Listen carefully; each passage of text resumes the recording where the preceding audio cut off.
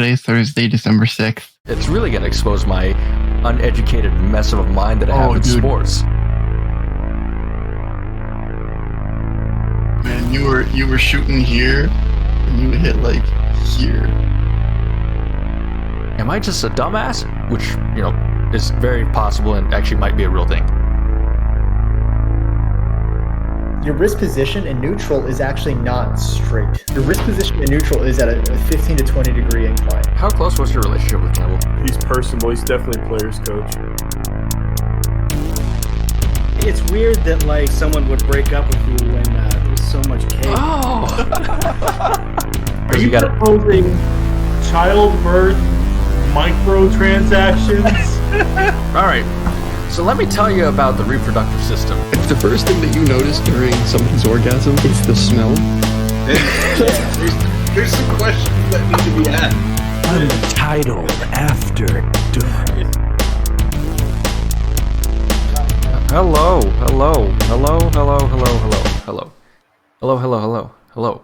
How many hellos was that? Was anybody counting?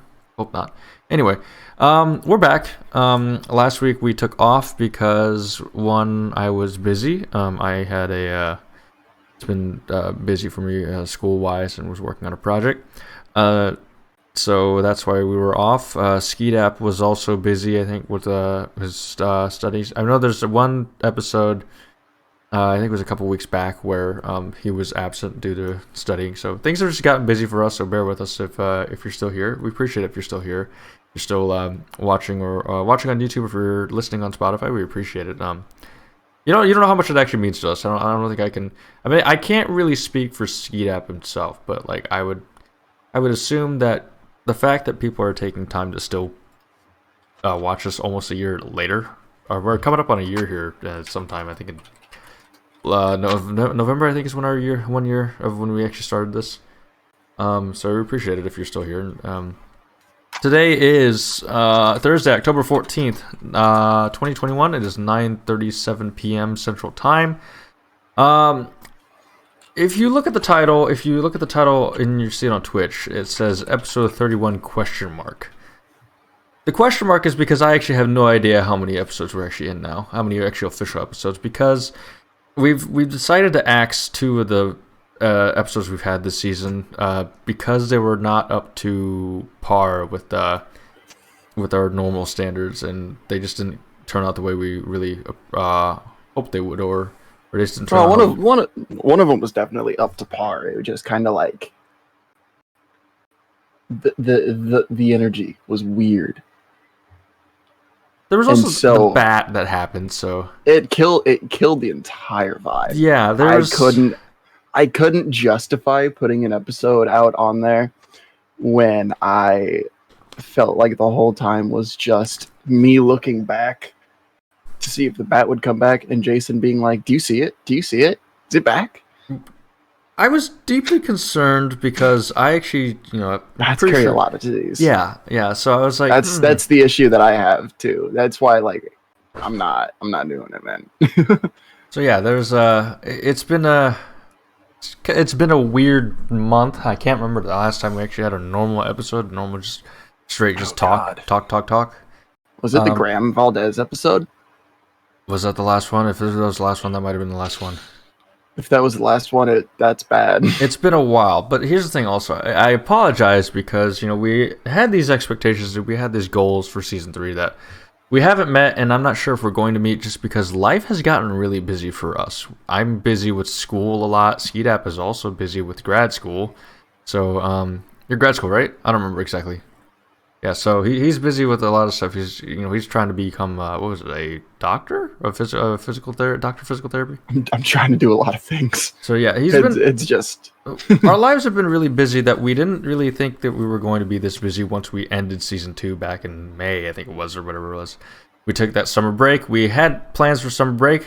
That didn't really come through either because of just busy nature. And then we had all these other things that we were planning to do, but that doesn't happen because busy nature again.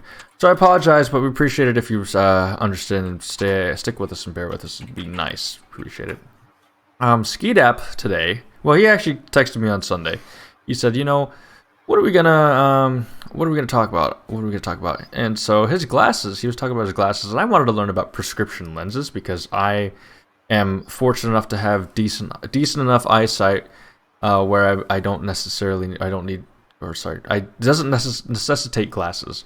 I said that in a very weird and convoluted way. I apologize, but basically my vision is actually really, really good. I have very, very good vision. Skeedap, on the other hand, has a vision that requires glasses, and he's talking about getting, he's supposed to get new glasses, and I was interested in learning about prescriptions and how that works. I'm not too well versed. It's also, eyesight is a medical health thing.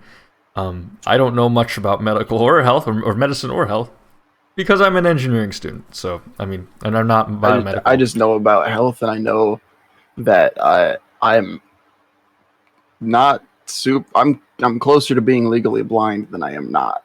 So this is something I've learned just now. I did not know that.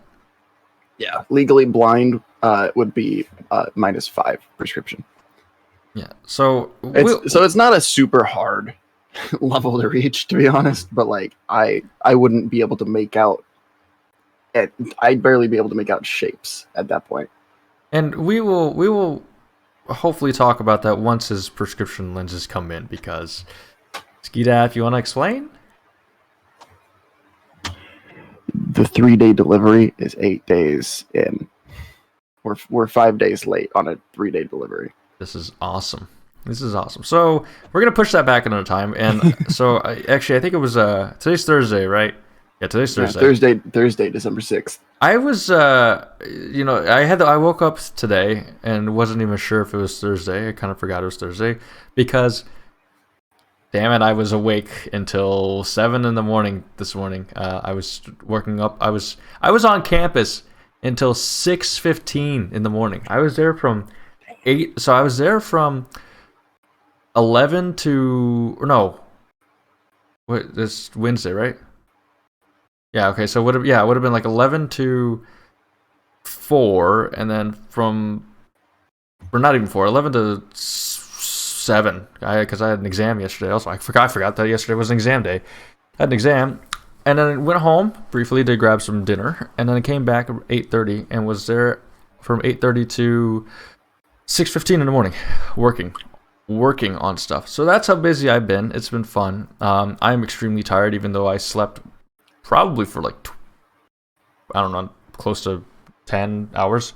But, so that's why I'm a little bit weird today. But, so the long story of it is, I asked why it was what today was, because Tuesday was the debut of, if any of you know, as a Skeedap, do you know, I don't know if you knew about it, I'm a big hockey fan. I kind of got this poster in the background yesterday didn't... Where's it? Did the NHL season start yesterday? The NHL season started on Tuesday, and with that came the start of a new TV contract. And you know how sports have TV contracts. That's how they make a majority of their money. The Seattle Kraken played. They did. Their jerseys look sick. I do like their jerseys. But that started, and so now is the rebirth, the revival. I was too young to experience NHL on ESPN, NHL on ABC, and that was, people put their rose tinted glasses on to live in the nostalgia bubble of, that was the greatest era of hockey, greatest TV production, stuff like that. I watched some highlights. I greatly enjoyed it. I thought it was a very good production. I grew up on NHL on NBC, and I thought NHL on NBC was goated. I miss it so much. I will randomly sometimes play the NHL on NBC theme song when I'm laying in bed or just wherever, even when I'm brushing my teeth, because I was like, God damn, this is so good. And then so I'm like, okay. Yeah, I do. I just love that thing. I'm a sucker for good theme songs. Another good theme song, I think, MLB on Fox. MLB on Fox is a great theme. You know what's a great theme song? Squid Game. Have not seen Squid Game yet. It's just like an echo. It's just like, I've not seen Squid Game, and I saw the preview of it on Netflix because it was #1 trending in the US. Was it in English or Korean? The preview. Is there a subtitled version? Because I didn't want to watch it because they showed the dubbed version, and the dubbed version is really bad. That's what I was hoping. If there's a it's subtitle like a version. it's like a parody of itself, dude. But they're trying, and that's the worst part. Oh my god. So that's why I avoided Squid Game, and also I'm not one to jump on. And they gave one character an accent. Only one character has an accent in the dub. Yeah, it's an Asian accent. There could be good dubs. There are out there, but there's Squid plenty Game of good dubs. Look at anime.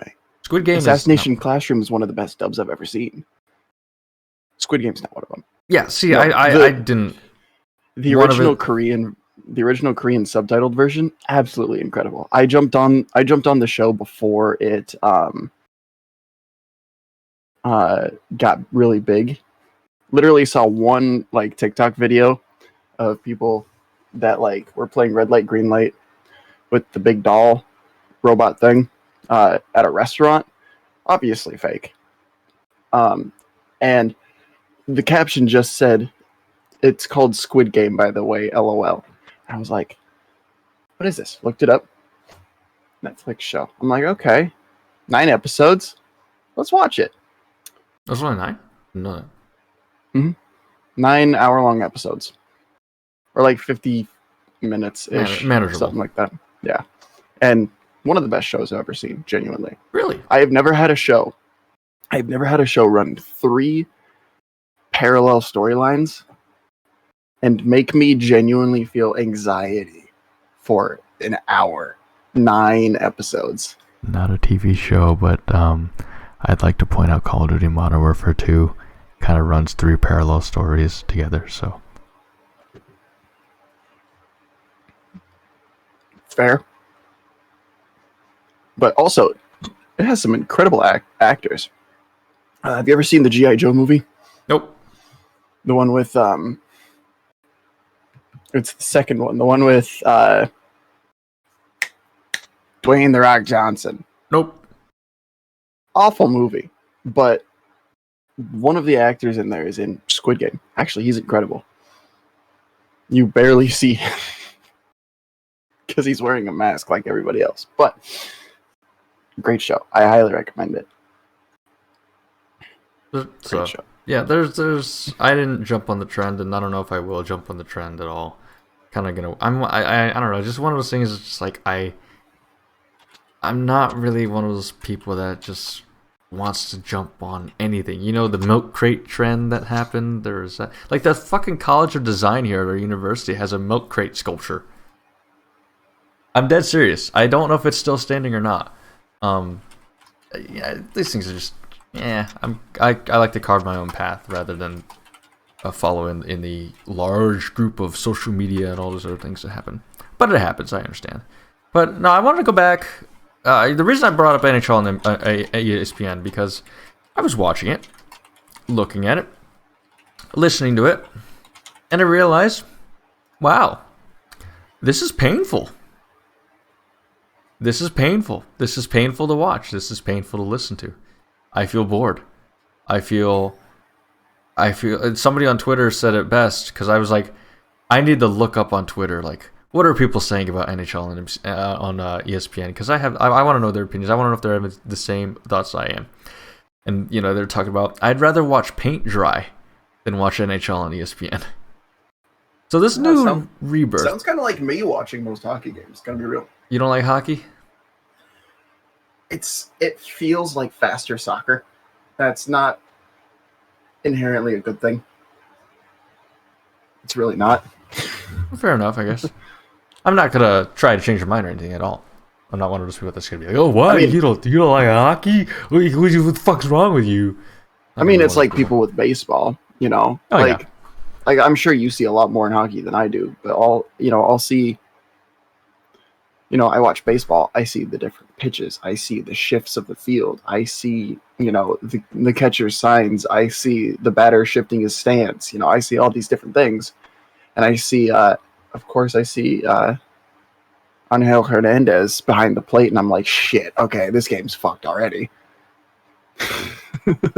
He didn't have, actually, according to umpire scorecards on Twitter, he actually had a relatively good season. No. Yeah. He didn't ruin every game. No. He was actually one of the better ones this season. That's hard to do. It's hard to be worse than Hernandez. Umpires were just not great this season. But also Angel was actually pretty good. I looked at his because I don't know if you know about umpire scorecards. I don't know if you've seen them. Yeah. So the graph that they have, like his statistics and his graphs are pretty good. They're not just like good for Angel Hernandez. They are good. Huh, that doesn't happen often. Yeah, I know. It was a pleasant surprise. I hope he continues that trend of being good.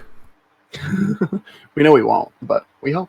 Yeah, but so, and I was watching this, and it really made me miss NHL on NBC so much. It made me miss NHL on NBC to the point where I was sad.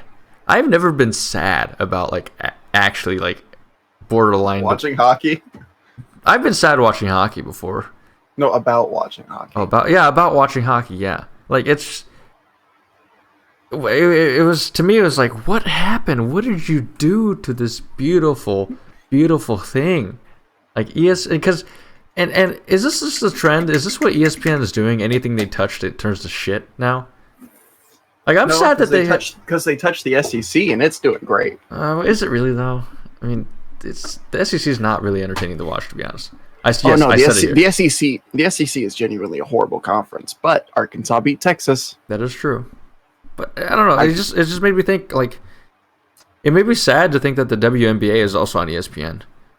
And the whole reason why people thought, like, I'd rather have Fox cover the WNBA or NBC.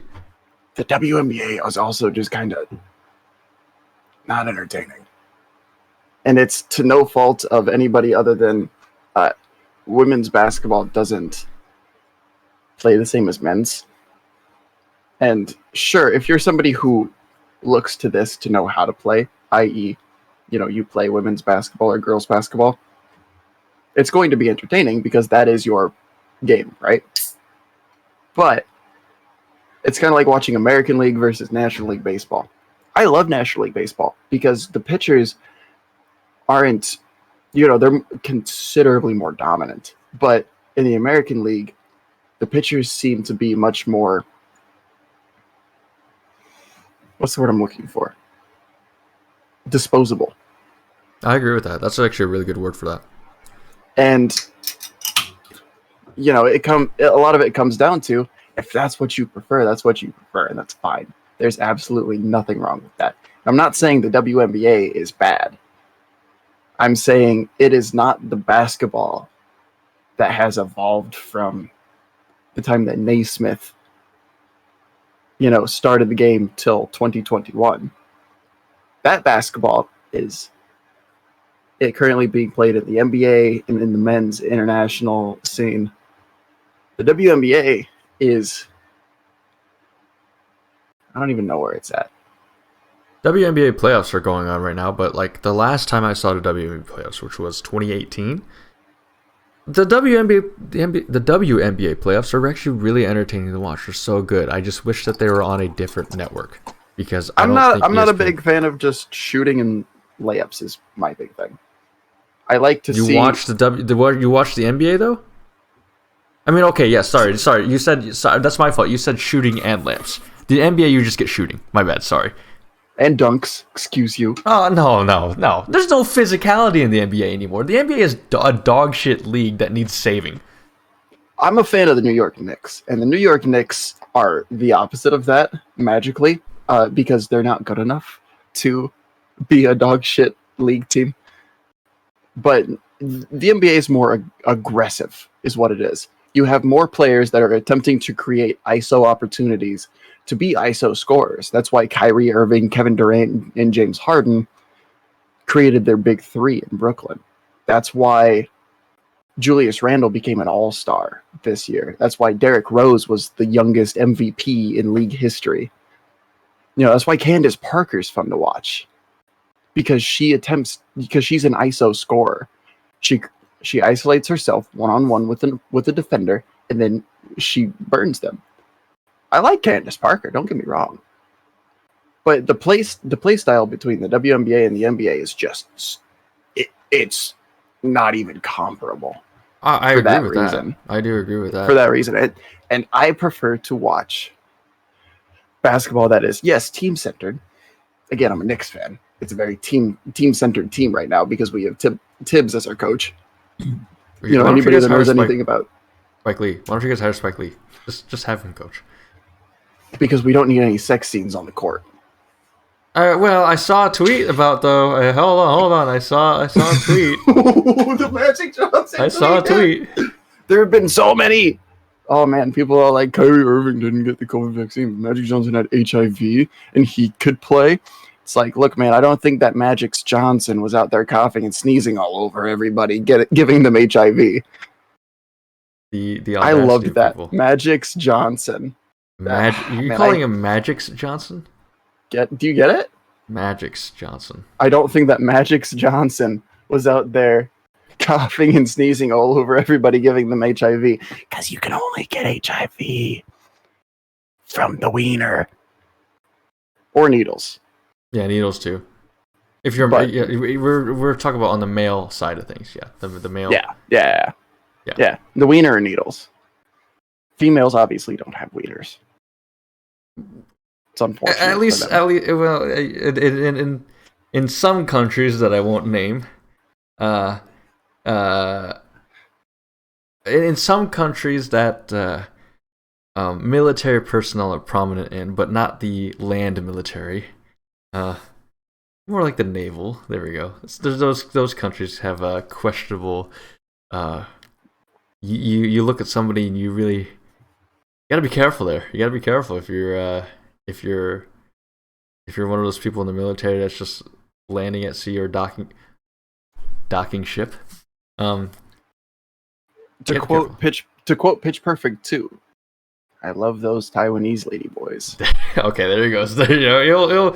Skeeto's not afraid of the name drop of the actual country, but or actually, just most of Southeast Asia, to be honest. Yep, it's a shithole there. It's a problem. Never been, but I've heard many stories about it. So I think you'll be good not going. But it's the NBA is a shithole. Don't get me wrong. But I would argue that it is more entertaining for players, not necessarily for teams. The WNBA, there are teams that are wildly entertaining. The LA Sparks, I'm pretty sure that's who Candace Parker plays for. Who's the Phoenix team? I don't remember the Phoenix team. For the NBA or WNBA? WNBA. The Phoenix team is also. I think that's the one Sue Bird is on.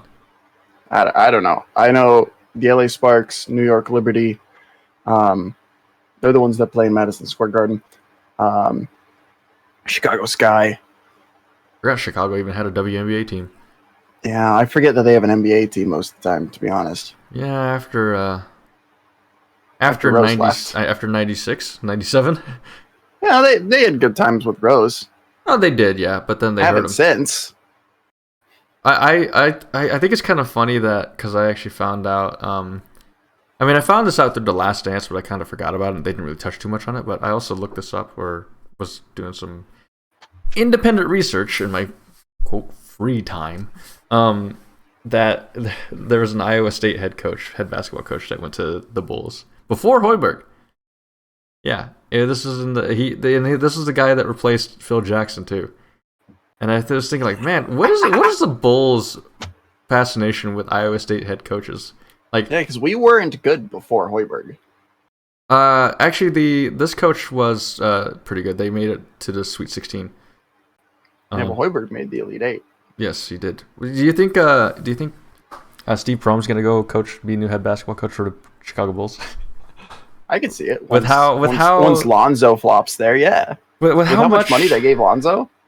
I want to get away from the NBA now. The NBA just pisses me off and also makes me sad because this is just one man's opinion, but really to me it's not fun to watch anymore. It's very, very boring to me, actually. I don't think that basketball is very fun to watch unless I'm watching the Knicks because, again, I enjoy the direction that the team has gone from being the Knicks of 2019 to being the Knicks of 2020 and hopefully 2021. It's just night and day. Do you miss Porzingis? No. Oh, okay. The Mavericks have 5 former Knicks players that are all in their current rotation, and I say good fucking riddance. They can have them all, except for Reggie Bullock. I liked him. He was fun. All right. He was actually fun. But Porzingis is a big old fucking whiner baby. So we got really off topic here, as we normally do. But NHL on NBC, and then you talked about the WNBA on ESPN. I'm just talking about ESPN in general, but ESPN sucks. It made me think. But actually seeing, so when I first heard that the NHL was moving to ESPN, I was first off sad. I was actually sad. I was sad and angry too, because I thought, oh shit, you know what that means? Every single game is going to be on ESPN Plus. Every single game is going to be hosted by Kirk Herbstreit. It's going to be. He only does college football. That's all he cares about. That's fair. No, it's. My biggest fear was that I wasn't going to be able to watch hockey because it was going to be pushed to ESPN Plus.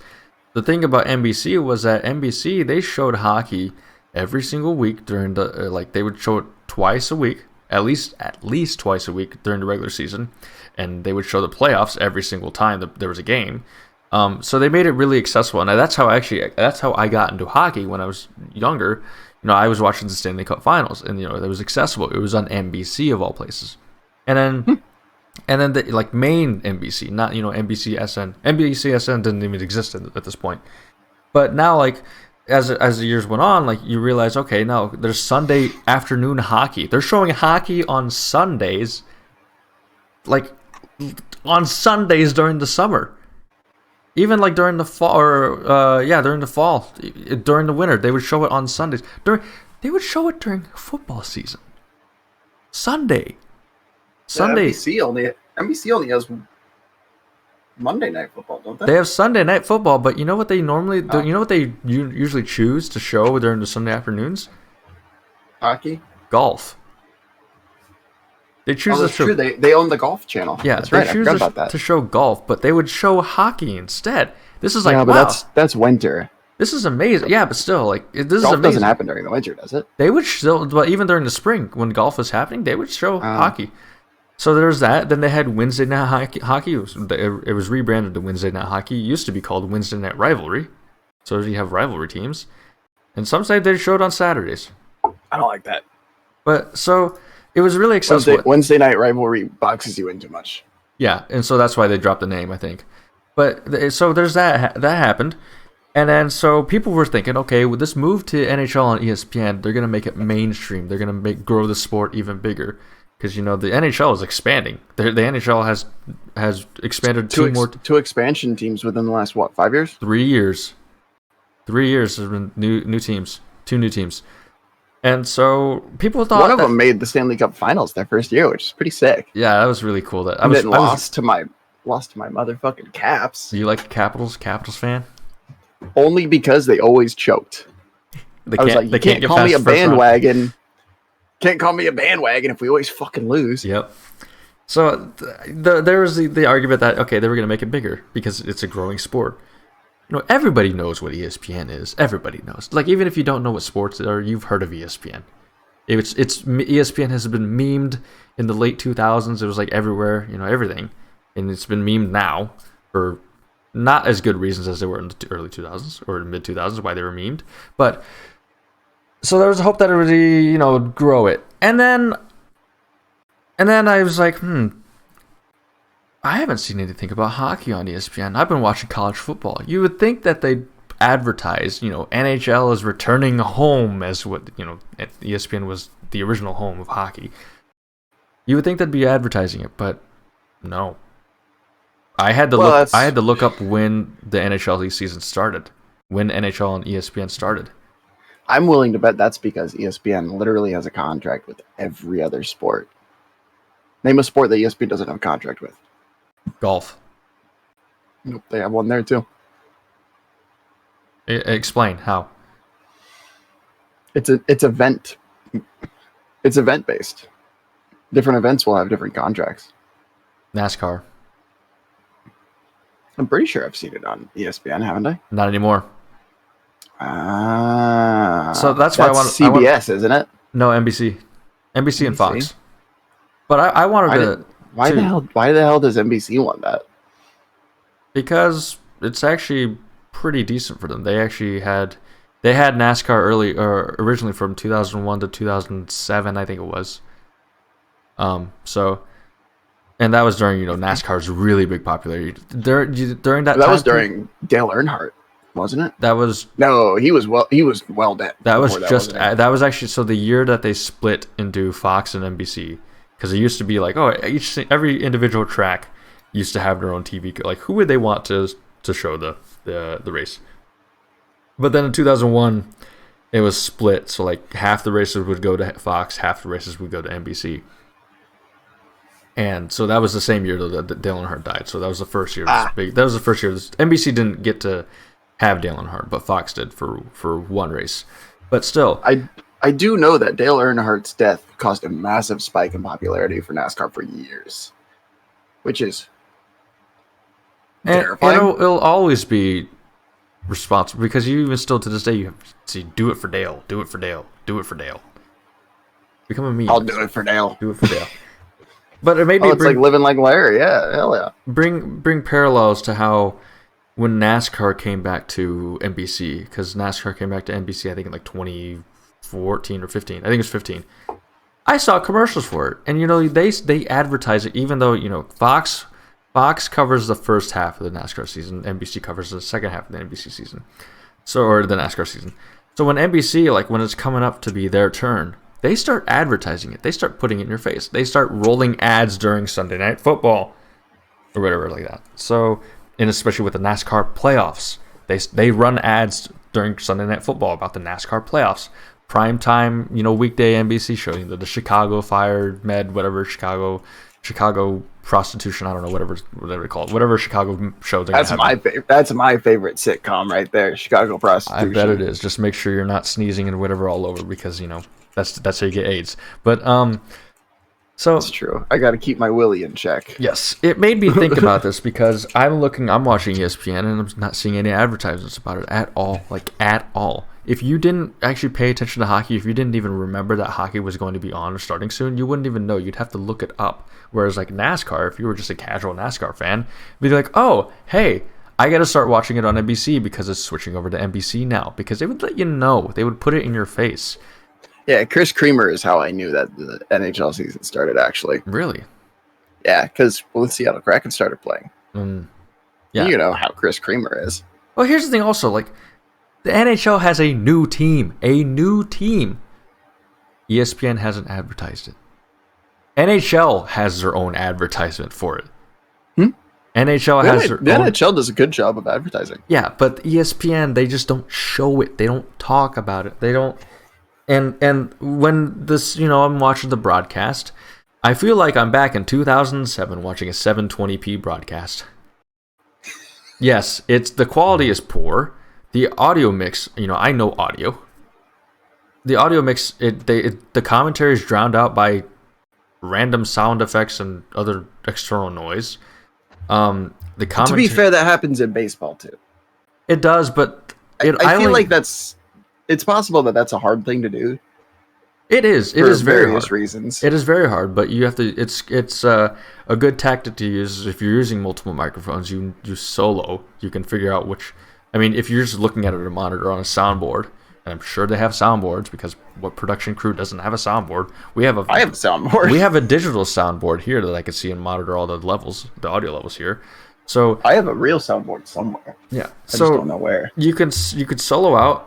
For example, the if a certain student section for volleyball is being super obnoxious, you can find out which microphone that is by looking at the audio levels or by soloing it and listening to it. And you can turn that volume down. If you have noise coming in through a main microphone, then what do? You use a filter. You equalize it. You look at find the frequency and you lower that frequency out. I mean, when you only have 4 mics, just move that one mic. Yeah. That's much easier. Yeah. So that was a jab at me that he made, by the way, guys. It wasn't a jab at you, actually. It was just a statement. It wasn't a jab at all. Yeah, that was Fox, though. And Fox is kind of... Fox. I'm surprised actually Fox showed college volleyball. ESPN. They have their Fox is all like, "Hey guys, to rival College Game Day, we have Big Noon." Big Noon energy. You're trying to make a reference to Big Dick energy, but it's not working because Noon is nowhere near Dick. Side tangent though, I'd rather watch Big Noon than College Game Day because I'll be honest with you, College Game Day, the hosts are ass. I'm really sad that I understand why Maria Taylor left ESPN, but goddamn, Maria Taylor is really good. She brings a lot to the table. Mm-hmm. That's not the one that tried to sleep with NBA players, right? No, that was Rachel Green. I think so. Yeah, but Maria Taylor is worth NBC, and her Olympics coverage was very good. It was so good. I like Maria Taylor. The 3 Olympic events that I got to watch, beach volleyball, and beach volleyball, amazing. Also, side note, the Olympics this year, fucking shit show. They were bad. Their coverage was garbage. I had to go online and find illegal streams of all volleyball matches to be able to watch any of them. Because holy fuck, they didn't they literally only advertised that they had water skiing and sand volleyball all the time. It's like, stop. I don't want to watch that. I want to watch real volleyball. I want to watch men's basketball.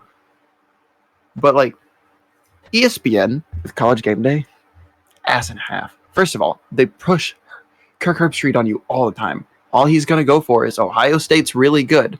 Anybody that beat Ohio State is really good. Alabama and the SEC are all really good because ESPN, created the SEC. Mm-hmm. Texas is good. Oh, Texas might be back, guys. Oklahoma's really good. Yeah, Oklahoma, they're the real deal. Tell you what, Clemson's really fallen off as they make the playoff last year. Obviously this year they actually have fallen off, but whatever. Oh man, look at Stanford. Stanford beat Oregon. Oregon beat Ohio State. They might be it, guys. They might win the Pac-12. Stanford's mathematically out of the Pac-12, I think, at this point. Kirk Herbstreit's a fucking idiot. And then you have Lee Corso, who's got 2 feet in the grave. He's just waiting to jump in. I don't think he knows what he's saying most of the time. I really don't. He just babbles. Not so fast, friend. Not so fast. Dude, he just babbles. The guys that they have on that panel are awful. And then they don't care enough about half the schools that they go to. They come into Iowa State. They don't care enough to try and get anybody from Iowa State. And then you got Iowa fans all, can you believe that Iowa State fans were trying to convince themselves that all of these current professional athletes are more famous than Ashton Kutcher? They're not more famous than Ashton Kutcher. They're just from this fucking school. And then they're trying to push the narrative that all these teams are underdogs. Since when was Iowa an underdog in football? Not since Kirk Ferentz's 6th year or some shit like that. Since then, he's always been good. And that's hard to beat, is just good in college football. You're either great or you suck most of the time. That's kind of how college football goes. Bo Pelini's Nebraska teams, pretty damn great when you really look at it. They were competing with the best of them 99% of the time. 3rd place finishing defensive lineman in the Heisman voting. The last time that happened? Never. There's been one. That's pretty great. And then we go to fucking Smiley Riley, ass. We go to Scott Frost, ass. Next time Nebraska will be relevant again, they're going to probably make a playoff run. Because that's how college football is these days. You can't just be good. Kirk Ferentz has been good. This took a weird turn that I feel like you just have been waiting to get off your chest because you talked about you hit on a ton of points in a very short amount of time that really turned into a car crash. Look, man. You initially Look, man, talked about. I'm more than anything. I'm tired of people taking false narratives that are created by either the media or themselves in order to make someone or something feel or look better than it is. I like it. It's become. Isn't that what advertisers' jobs are, though? I don't care. I don't give a fuck about advertisers. Advertisements are there to get your attention. Hey, I just don't go to give a our fuck. business school and you'll see. Yeah. I'm just talking about like Jesus, man.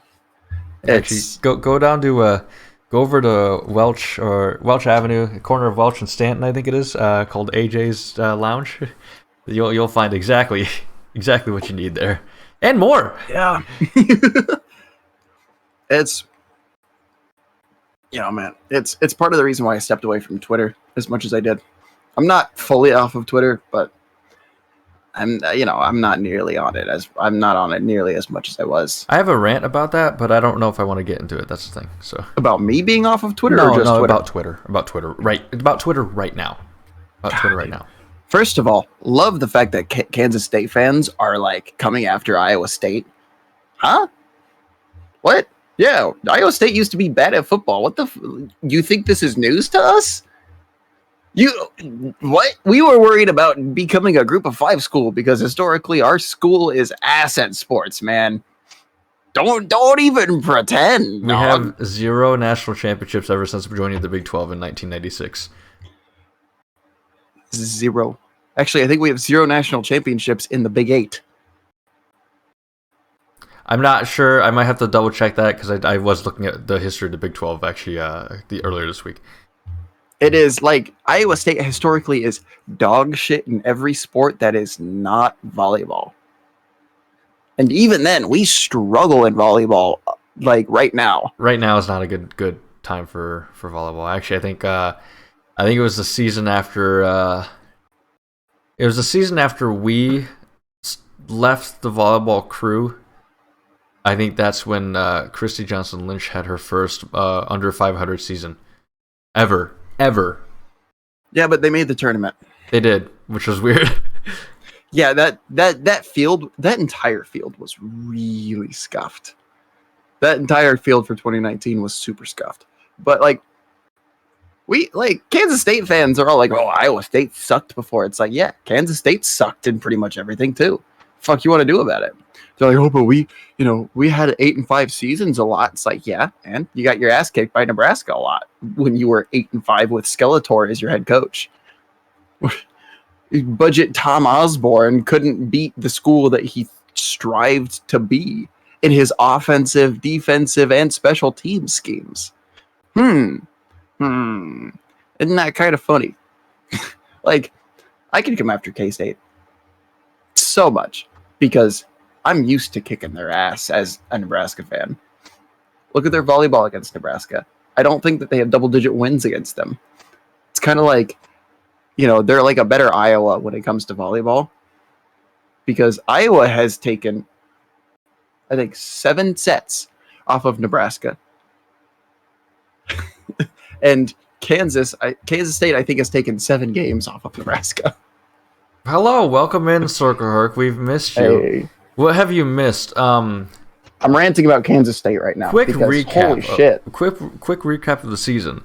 I can't give you one because I don't really know what's been going on this season. We've been busy. We've been really, really busy. So, and we were I off almost last murdered a bat on camera. Yeah, so that's not actually on YouTube. But if you do this before like 11:30 tonight, if you go watch the stream, because I haven't disabled the VOD.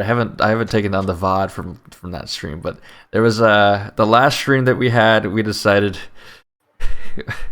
The last stream was what are you supposed to do when a fucking bat flies in your house? So we didn't know how to handle that. So yeah, that was the last time. But today we've been talking about what I wanted to go talk about was really just I watched what makes sports coverage or just anything in general. You were just watching the international. Skeet was just watching an esports. It was just an esports event. I don't want to go into. I don't want to go into it right now, but I just want to know, just with anything, if you're watching the Grammys or if you're watching golf, if you're watching the Olympics, but it doesn't have to be sport. If you're watching a concert on TV or whatever, what makes the coverage so good? And the reason I posed this question to myself and I wanted to talk about it was because I was watching the NHL on ESPN, and I was comparing it to when it was on the NHL and NBC just last year, and it was on NHL and NBC for 2006 to 2021. So was that 15 years? So I wanted to know what actually makes it. I wanted to discuss this. What makes it good? And it just depends on the media too. It depends, or not the media, the what is being shown. It depends. If you're watching a country, or if you're watching a Grand Ole Opry concert, I don't think you want super high energy like music as a theme or like that. It's country. It's Grand Ole Opry country, not just country. It's Grand Ole Opry country. Very. Oh, dude, it's good country. Yes, very calm and soothing and very like good, like talented people. Versus, Skeet mentioned the Olympics earlier, and he complained about the Olympics. I also complained about the Olympics too, because it's all about it. One thing is it's the accessibility to see something. Luckily, I was at my parents' house over the summer during the Olympics, for those 2.5 weeks. My parents have DirecTV known for their sports coverage, so I can see, and I got all the channels that the Olympics were on. They were on main NBC. They were on USA Network. They were on the Olympic Channel, which is somehow included in DirecTV's package. Golf. They were on the Golf Network. Channel. They were on the Golf Network, yes. Golf Channel. They were on NBC Sports Network, which also I think NBC is axing NBCSN after this year. So I was lucky, but I think. But for some people, they aren't so lucky. They aren't. Oh, I thought you died, or not died, but no, you died. The streamers or the audience can attest to who actually died, but so there's the accessibility thing, and it made me think about, okay, yeah, Skeet couldn't watch the Olympics because not very many people actually have cable or satellite TV anymore. Yeah, I use YouTube TV. Yeah, it's sick, by the way. It's great for what I usually use it for. It's so there's the accessibility about it. The commentary. The reason that this is titled a commentary on commentary is because we are commentating on commentary. Yay! Enough commentary for you? Yay. Which who are we to talk? Because you can talk, and it kind of like analyzes us to ourselves. Like the audience can analyze how we're doing. Is if you think we suck, why do we suck? If you think we're entertaining, why are we entertaining? Why does this work? And so for sports, Skeet complained about College Game Day. I also complained about College Game Day versus Big Noon Saturday. What makes the two shows different? What makes one better over the other? What makes the latter better? Yeah, and I can say this from actually, I used to love College Game Day 2 years ago, 2 or 3 years ago. It was actually really good. I thought it was it's a hell of a lot better than what it is now. Skeet, you can agree with that. I stopped liking it the second year of the playoff. Oh wow, that is when it went down, in my opinion. See, I didn't really watch college football until I actually entered college. Surprise, surprise. That's not like a lot of people. Well, you lived in Illinois. Do you think that people in Illinois actually like college football? Yes, because I lived an hour away from Iowa City. That's fair. Yes. So I can't really argue with that. But also, they don't like good college football if they like watching Iowa. You want to be careful with that. They're your number 2 Iowa Hawkeyes. Back in black, baby. Go back in the VOD and you'll see me say that Iowa is a good team. Yes, Iowa is a very good team. I want to say not number 2. Yeah, they deserve the number 2 ranking based off of what's happened this season. They're not the second best team in the country. Their special teams is top tier. Their special teams is Torrey Taylor's the best punter in the country by far. Is golden. Just the French kiss, chef kiss, whatever. Blah blah. I'm not gonna do it for you. But special teams, man. Special teams. I will say this. I will say this on the record, and I will say this on camera, and I'll say this live on stream. This is special teams. No, I'm not. I actually believe this. The special teams. The special teams makes me wet. Iowa. Special teams has lost Iowa State almost every game against Iowa, aside from 2017. I'll be honest with you. Every time I watch Tory that Taylor, I've watched, I should say. Every time I see Tory Taylor about the punt, I'm like, oh yes, this is going to be amazing. This is going to be amazing. And I'll say this again. I don't know if I've ever said this on stream, but I've said this in person before. When I was at the Cyhawk game this year, I was looking at their warm-ups. I took a look at Iowa's, and I thought, huh. I looked at ours, and I thought, huh. I looked back at Iowa's, and I went, huh. And then I said to myself, we're in trouble. Because Iowa looked a lot better than Iowa State. So, just based off of warm-ups. Yeah, that's every year. Based off of warm-ups. But so there's that. But Tory Taylor, man, like, get that. Tory Taylor needs to be a Heisman candidate. I said it here. I think he does. Tory Taylor wins Iowa games. I mean, yeah, he wins Iowa games, but he shouldn't be a Heisman candidate for the only reason of he's not a quarterback? He's not a quarterback in the SEC? Is that why? He's an impact player, but he doesn't produce. That's a hot take. It's hard to explain because what is production versus impact? And a lot of people say, well, Spencer Petras doesn't produce. They're right. Spencer Petras doesn't produce. A lot of that's because Tory Taylor creates such an impact on the drive that, Petras has 15 yards to go because the other team's punter probably punted 7 yards like Nebraska had one time. What? I'll say this. I will admit to this. I will say that the weakest part of Iowa's football team is their offense. But everything else about it is just so good that, their defense and special teams wins them games instead of... And I think the biggest thing really is their special teams. I think their special teams is Tory Taylor needs to be a Heisman candidate. He needs to be a Heisman candidate. Will he be a Heisman candidate? No. Why? 1, he's not a quarterback. 2, he plays in the Big Ten. 3, he's a punter. 4, he plays for Iowa. So Nhl Kinnick won a Heisman. Nhl Kinnick did win a Heisman. In fact, his Heisman is right next to Iowa's national championship trophy that they, in fact, had to claim. It's the only national championship trophy that they were given for a claimed title, actually. So there was a whole. Let's get back to things. So what makes? So here's a question for you, Jason. Okay. What do you call a caster a commentator, or do you call them a caster? It depends on what they're commentating. I know okay. I use the word commentate there, but just because you're commentating, because that is by definition, if you are speaking about something, you are commentating. When we're commentating on commentary right now. When it comes to live sports, live traditional sports, as in not esports, I never use the word caster. But when it comes to esports, I use them interchangeably. Sometimes I'll say they're commentating, or sometimes they're casting. I don't know the actual difference, though.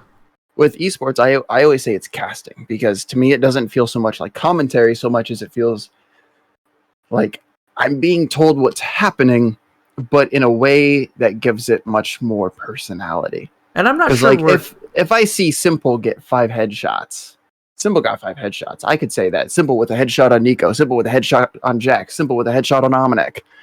Okay, cool, good stuff. But if I hear Henry say, yeah, we'll say Henry G, because I really like Henry G. Even though he fucked up Cloud9 in their CSGO team, Henry G is an incredible caster and analyst. Very smart man when it comes to Counter-Strike. He'd be the guy that says Simple standing goose, swings out wide as he gets the headshot onto Nico with the AK. Walks over to short, picks up the up, scopes in. And he sees Omenek, gets another headshot. The no scope onto Jax. That gives it a much more personality than what I just said with Simple gets a headshot, Simple gets a headshot, Simple gets a headshot. And so it's never felt like commentary. It's always felt like he is giving me a proper story. Here's my theory as to why they're called casters instead of commentators. Traditionally called casters. I don't know I don't know if that's the technical term now. But my theory is because when you're watching a football game, yes, it's a broadcast, but you say on commentary is whatever. They say I'm blah blah blah. I'm let's use Fox NFL Sunday for example. Hi, I'm Joe Buck, Troy Aikman with you on commentary. Who is Pam Oliver down on the sidelines for you, whoever that would be. My theory for the reason caster came about is because esports was on a Twitch. Get this? Broadcast. A Twitch broadcast. So you don't think that sportscaster had anything to do with it? No, because I don't think anybody really uses the term sportscaster anymore. They usually just call him a commentator. Well, sportscaster is the like job. Yeah. Yeah, it's That's a technical the job term, title. yeah. But even if you're a sportscaster, say if you're working for, say, take example WHO 13 here in Des Moines. A sportscaster, that's their technical job. But what do? They just report on sports, not really commentate it. Oh, see, I've always seen a lot more commentators officially be called sportscasters. Really? Yeah. But I think a lot of that also has to do with the fact that in Nebraska, the media is a little bit different than in Iowa. Well, Nebraska's a lot different than Iowa also. That's why Nebraska, that's why Iowa hates Nebraska, so. Yeah, and we actually know success. Hey, I'm not offended. I'm not from Iowa, so. I know. No, but like, so they don't call themselves commentators on our radio broadcast. Actually, it's very popular to listen to the Nebraska radio broadcast of the football game. Every single game is on the radio.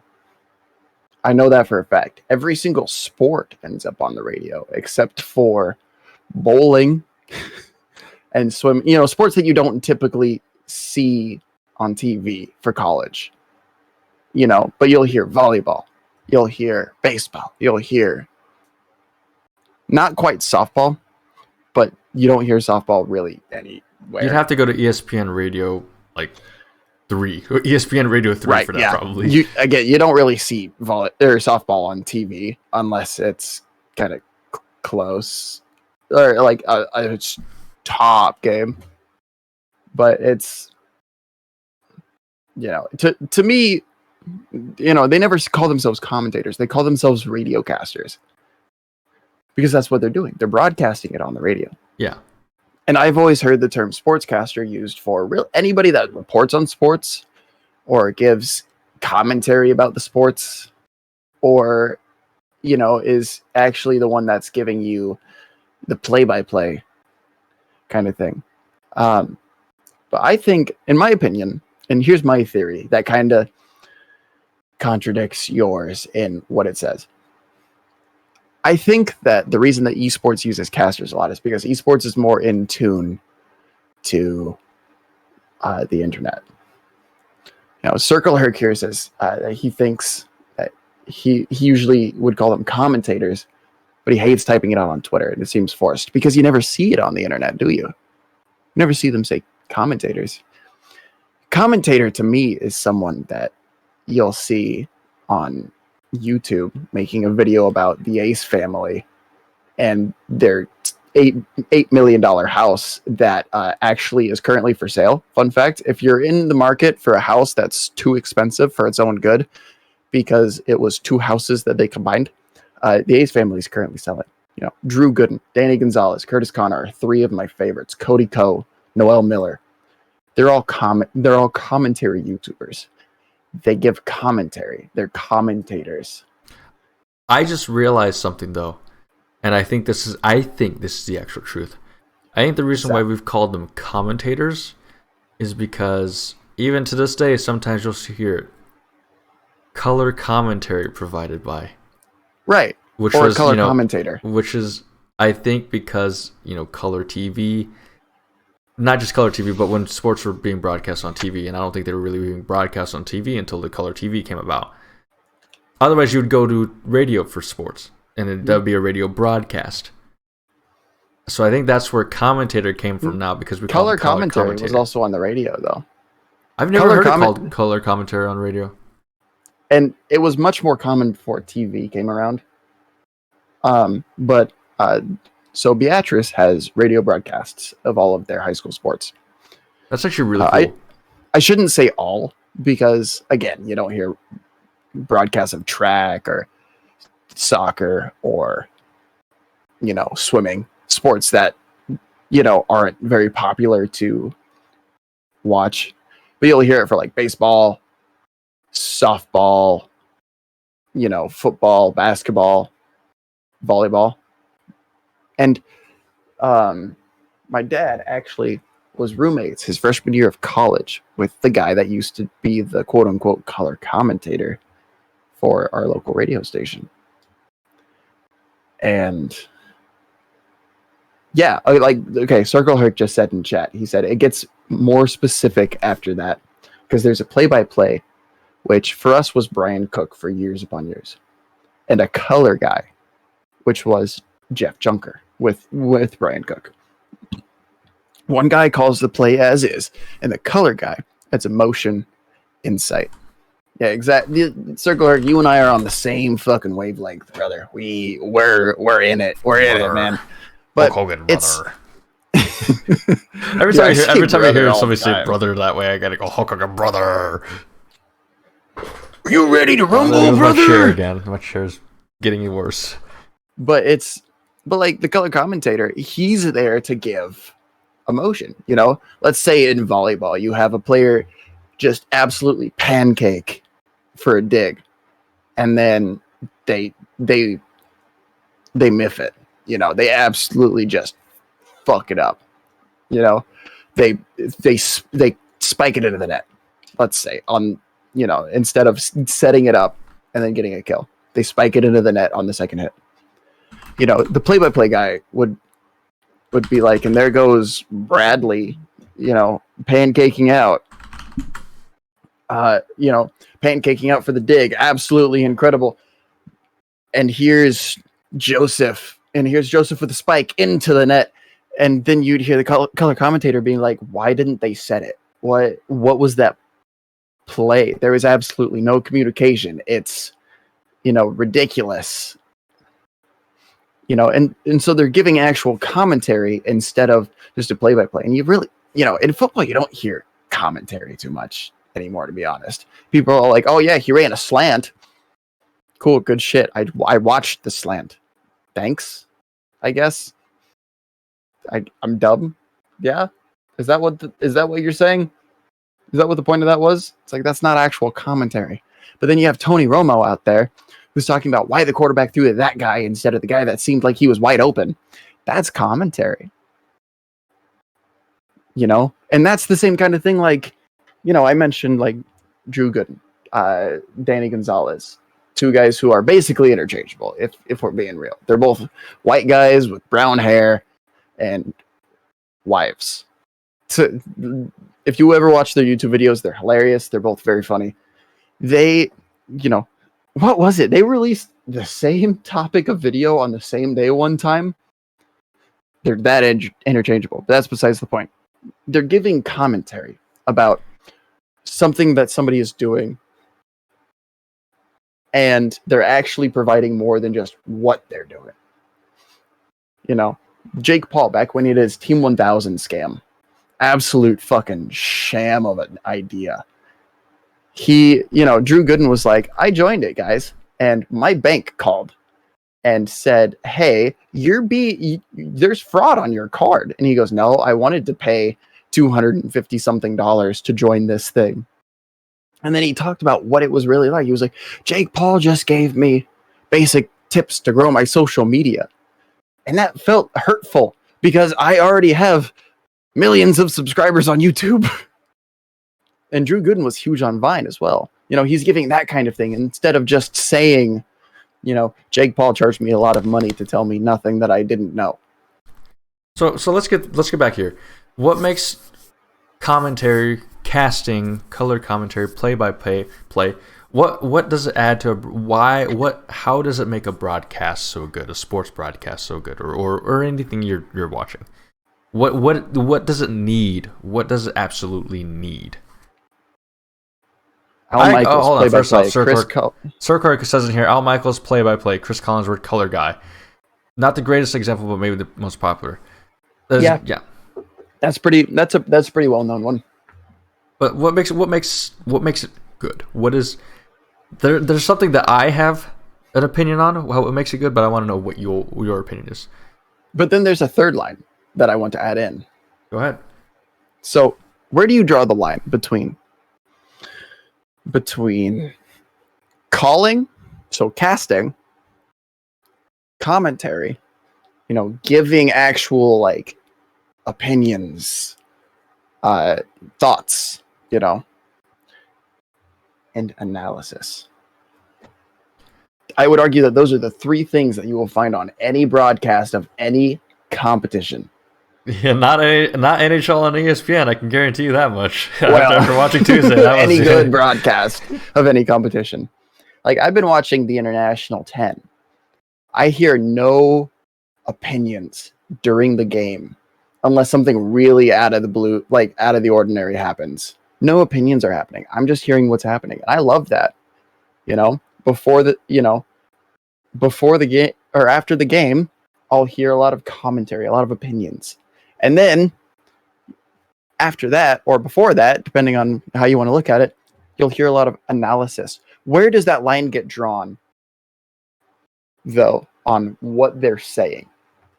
Where does the line get drawn? I think analysis there's two people can do analysis. Al Michaels does analysis on just bullshit.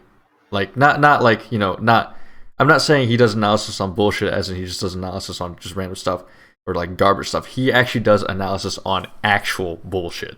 Like he'll make a comment about like, oh, here's all the, we as we start the second half here, we can't fucking see the thing because some idiot decided to do fireworks inside an indoor building, or yeah, he'll say that. Say that's definitely actually that's analysis. I would argue that's commentary. That's commentary and also kind of analysis because you kind of have to analyze what's going on. So hybrid example would be Gus Johnson, but the new school evolution of it would be the Manning brothers. Oh yeah, I love the double bird broadcast. Yeah. It's like watching a game with your best friends or talking with the guys from Untitled, Underqualified. Oh, I love you too, Circle Herc. Circle Herc just typed that in chat, and yeah, Gus Johnson is a pretty good example, and the Manning brothers are a really bad example. They're a good example of commentary and analysis because they do analysis too, but they're also kind of like us. We can't stay focused on one single thing. Yeah, but I don't think that they are casting at all. Here's my opinion on analysis. I think from what I've seen, the play-by-play doesn't really usually do analysis. There's the color guy. So for Circle's example, Al Michaels strictly does play-by-play. Sometimes he analyzes the bullshit that happens, just like how Sunday night there was a lot of flags in the first half of the Chiefs-Bills game, and he's like, and a flag is on the play. What? Nothing new. What a surprise, kind of thing. I kind of think that's it's commentary, but I also think it's a little bit of analysis, just a little bit technicality. But so Chris Collinsworth, he's the color guy. He does the commentary, but I also think he does analysis too, because in between plays, he'll pull out the drawing marker. John Madden was really good at this. John Madden was really good about doing analysis. He's the guy that they named the baseball game after, right? Sure. Bad joke, but they're the ones that are going to be drawing on screen. But I think analysis. They didn't name MLB The Show after him. No, I think analysis more falls into intermissions or halftime reports. Those are the people that are actually truly doing the analysis because they're watching the game. They're looking at these things. A lot of these people. Coach, I call him Coach. Sorry, I called him Coach Dundee. Is his name Dundee? Indianapolis coach. Indianapolis coach. I forget his name. Dude, Mike, I don't follow the NFL very well. I know okay. Sean Payton, Bill Belichick. Somebody help me out with his, I think his last name is Dundee. I forget his first name. This is gonna bother me. I need to look it up. He won a Super Bowl with Manning. Which one? Which time? Colts 2000. They only won with Manning. The Colts did. Yeah. Well, I mean, yeah, but if you would have been like, oh, Peyton, it's like, okay, which Super Bowl? Eli, which Super Bowl? They had 2 coaches. Here we go. Coaching history. Here we go. Come on, please. Where you at? Bring up Pro Football Hall of Fame. Is he here? Tony Dungy. There's no way. Tony Dungy. There's his name. That's the. So Tony Dungy. He I don't know if he still is. I hope he is. He was on the Sunday Night Football crew. The studio crew. It was this thing called the Coach's Clicker. He was the ones that were actually analyzing the film of the game and actually doing the things. Your favorite college football personality on ESPN, good old Kirk Herbstreit. Kirk Herbstreit. He has something called Herbie's Clicker. So there's analysis there. So I think analysis falls. I think the most of the times I've seen it's the color commentator providing the analysis portion of things too. But you also have the sideline reporter, or the guy in between the benches for hockey, which NHL and NBC doesn't have or NHL and ESPN doesn't have because NHL and ESPN is really lacking. Come on, NBC did it. Come on, do it. But it adds that third voice down there. It gives a different perspective of down on the sideline, down at the rink, down at the field level, down on in the dugouts or whatever like that. That was Ken Rosenthal. Ken Rosenthal was the for Fox. He's the dugout guy basically. Yeah. So there's those three things that need to happen. But what else? What else is there? Maybe you're talking about Talking Heads, the band, or is band music group you call that? Once in a lifetime. Once in a lifetime, and I gotta stop because DMCA is gonna come after me. But so for you, so there's that. What is it that makes something good? Why was the International so good? What was about? Why did you keep watching the International other than the fact that you're a masochist? So, for those of you that don't know, it's in Romania, so it starts at 2 a.m. every day, Central time. Fucking rough with work. But TI-10 so far has been really good, mainly because the Dota has been incredible. You add in the fact that we have, in my opinion, the greatest caster of all time in esports history in OD Pixel, casting I don't know how many games. The man's known as the rap god of Dota. This is intriguing. I kid you not when I say there will be 30 abilities that go off in a 15-second team fight, and he will get 25 of them named. And they'll be like 2 to 3 words each. And he can't breathe because he just has to get them all off. He got his start literally on a 3.5-hour game. And it got to be so long, so ridiculous that he got what he literally searched epic battle music on YouTube and started playing it anytime there was a fight.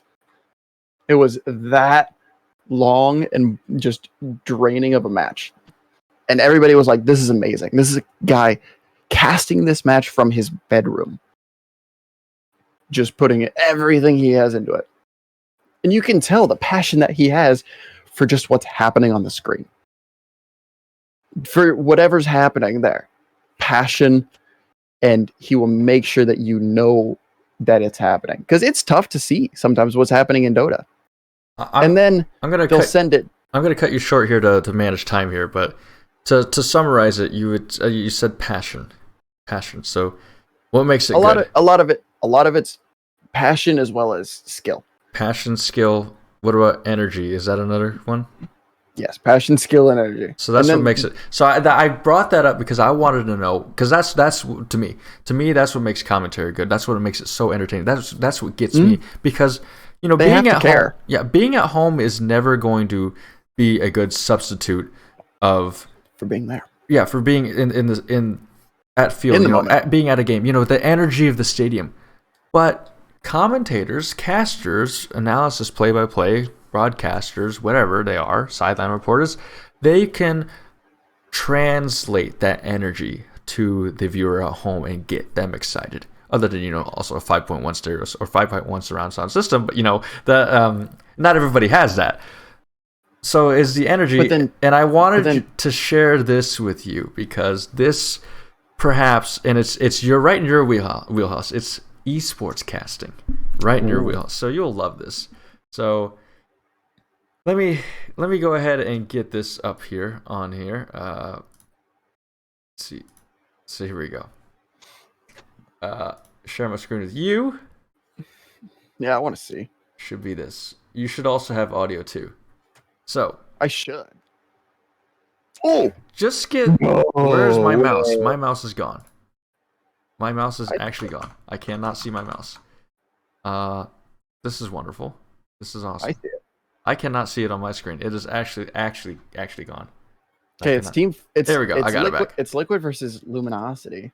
I got it back. Here we go. All right. So just pay attention to this. Pay attention to this.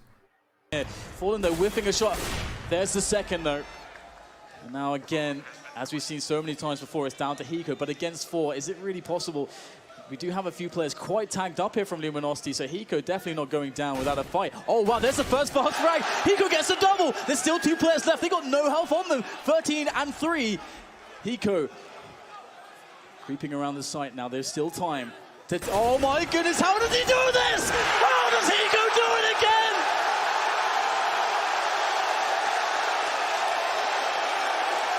Notice how he didn't give every small moment, though. He let you, the viewer, fill in some of the gaps. All he said was, they've got no health on them. 13 and 3. But I want you to look something up to show the stream, Jason, because I think that this is very much in the same vein. It would be just look up Seb call TI8. CEB call TI8. I got Seb with the call of his life. Yes.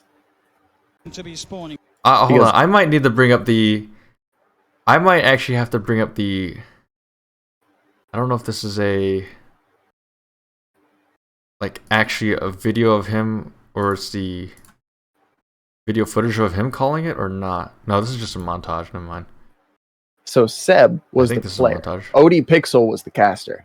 Hold on. Let's try this. Let's see if this is it, because I swear to God, this is, in my opinion, one of the most just incredible. Yep, this should be it. I'm gonna go back to the viewers here because you got to see what's going on here. Yeah. All right. So, audio's on? Not yet. All right, we're good. This is a minute long. Opened up onto him, Arme, trying to get on top of Anna. The BKB pop by challenge, he'll get the ult out. No Tail getting got out straight away by F5 with the snowball. No Tail's dead for 100. F5 with the snowball save. They get the bash out. Somnus will be able to find the IO. They get Thompson never do it. One guy's out. Sony Anna, can he survive? Anna, can he do it here? Is it RFL save?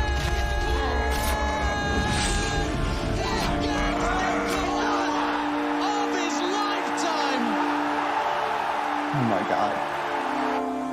Holy shit, the call. That was some I great need to guessing. pause this. I don't think this is an accurate representation of what you're looking for because the audio mix of whatever this video is really drowns out the call. Really drowns out the call. That is from True Sight, the International 2018.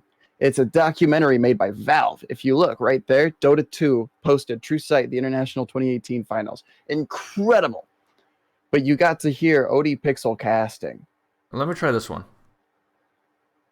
To be spawning, Roshan and PSG LGD are well aware. Roshan's up. It looks like only OG knows Ooh. that right now. Arme, His audio scoffed. He's some illusion action. Arme's gonna get caught out by the tornado though. They've opened up onto him. Arme trying to get on top of Anna. The BKB pop by Chalice. He'll get the ult out. No Tail getting gone on straight away by F5 with the snowball. No Tail's dead for 100.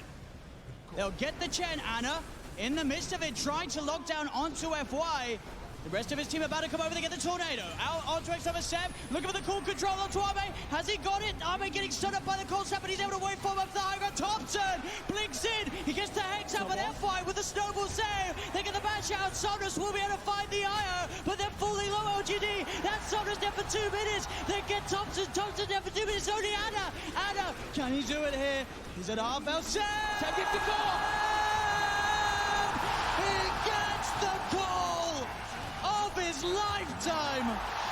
As 3 dead now on LGD, no buyback. Seb will fall. How does he breathe? How does he breathe? That's a legitimate question. Like, how does he? OD Pixel is incredible, but the thing is, so Axe, who was played by Seb, has an ability called Berserker's Call, where he taunts everybody in the radius of it to attack him instead of attacking Ana, the carry, the Phantom Lancer. Phantom Lancer's squishy. Axe is not. So he calls to get them away from him, and suddenly the fight's turned. And you just hear that moment. That moment's immortalized in Dota 2 as a voice line now. And it's that right there, that one video, in my opinion, aside from the super scuffed audio at the beginning. Holy shit. To hear Kyle sounding like I couldn't understand him a bit. It was so garbled. But like the passion, the energy, the drive to make that call as incredible as possible. You know, it really was it. That's what makes good casting good casting. But something I want to add here: good casting. You need the energy. You need the energy of that. That's the energy during the broadcast. What about beforehand? You need something to hype up the audience. You need them to get excited for what they're going to watch. You need to first get them excited for what they're going to watch, and then you need to keep them excited for while they're watching. And what does that? In my opinion, that would be a combination of analysis and commentary. I'm thinking before this, though. Before advertisements. Before this. Oh, fuck. Before this. Before all the commentary and stuff like that. You just need, and I need to share this with you because you won't be able to hear it. You just need a little bit of some music here.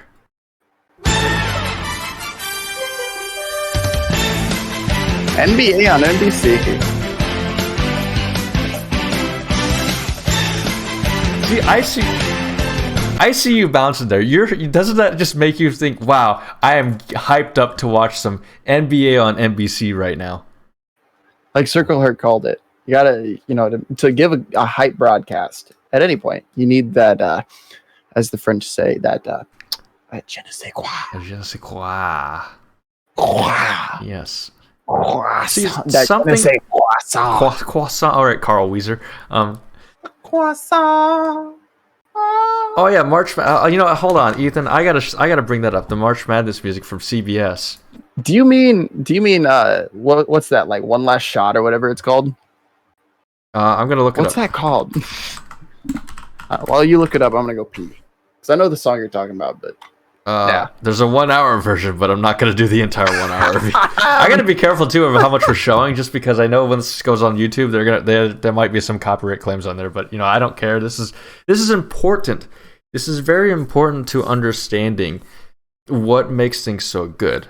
And if you're joined in late, the reason I'm complaining about this is because I watched the NHL on ESPN. I'm so used to calling it the NHL on NBC because it's been on there basically my entire life, or majority of my life. But anyway, as my chair continues to break, I was watching it, and there were a lot of things that made me think about, I'm technically in production because I'm running a podcast. So we do things here.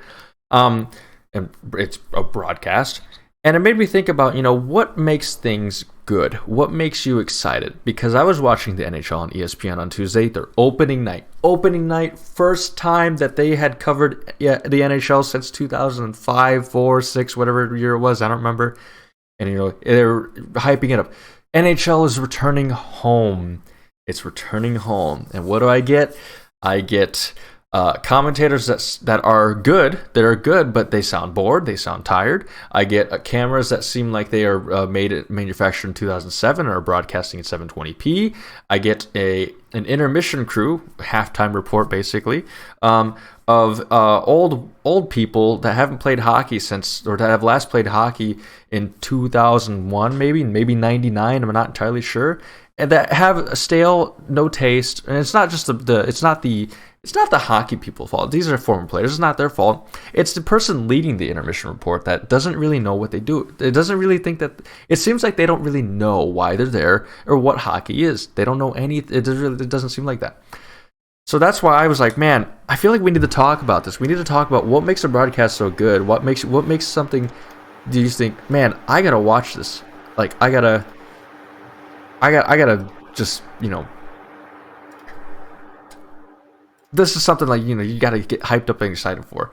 And no, the problem is that the problem isn't that I was watching hockey. You can fuck off with that. I will ban you. When a score is 2-1, why you watch that? Here's the thing. You never talk about, the struggle to score. The struggle to score. That'll be the title of my autobiography. The struggle to score. What the hell? When 2-1's the score. Fucking story of my life, man. Yeah, so it made me think about like what made it. It made me make comparisons to when NHL was on NBC, and then it kind of made me think about ESPN as a whole and how ESPN is kind of becoming a flaming hot dumpster fire. Becoming? Okay, it's maybe not flaming anymore, but maybe it's kind of. But I'll bring up the. No, it's on fire. It's still burning. It's been on fire. Here's the here's the March Madness theme. And now you're back. in somewhat of a low quality, low bit rate, but whatever.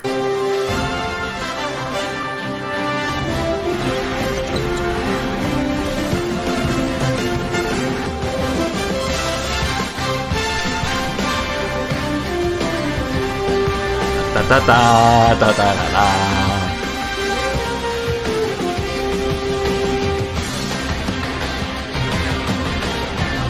See, what is it? Why do basketball themes just have so good? Why are they so good? Why did they get you actually hyped to watch basketball?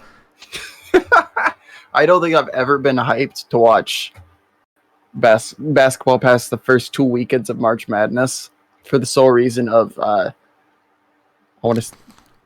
first 2 rounds of March Madness. I want to see if my bracket survives more than 3 games.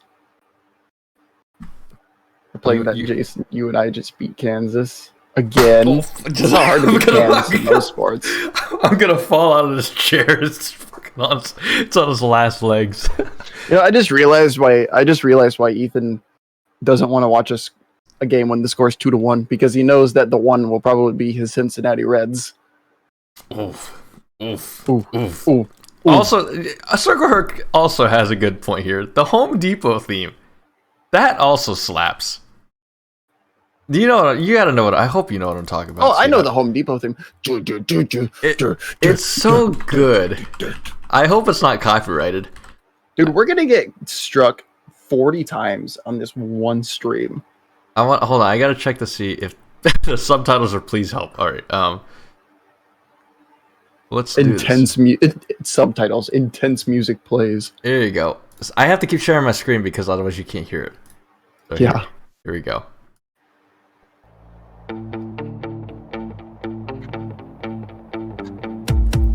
Just the thump of the bass.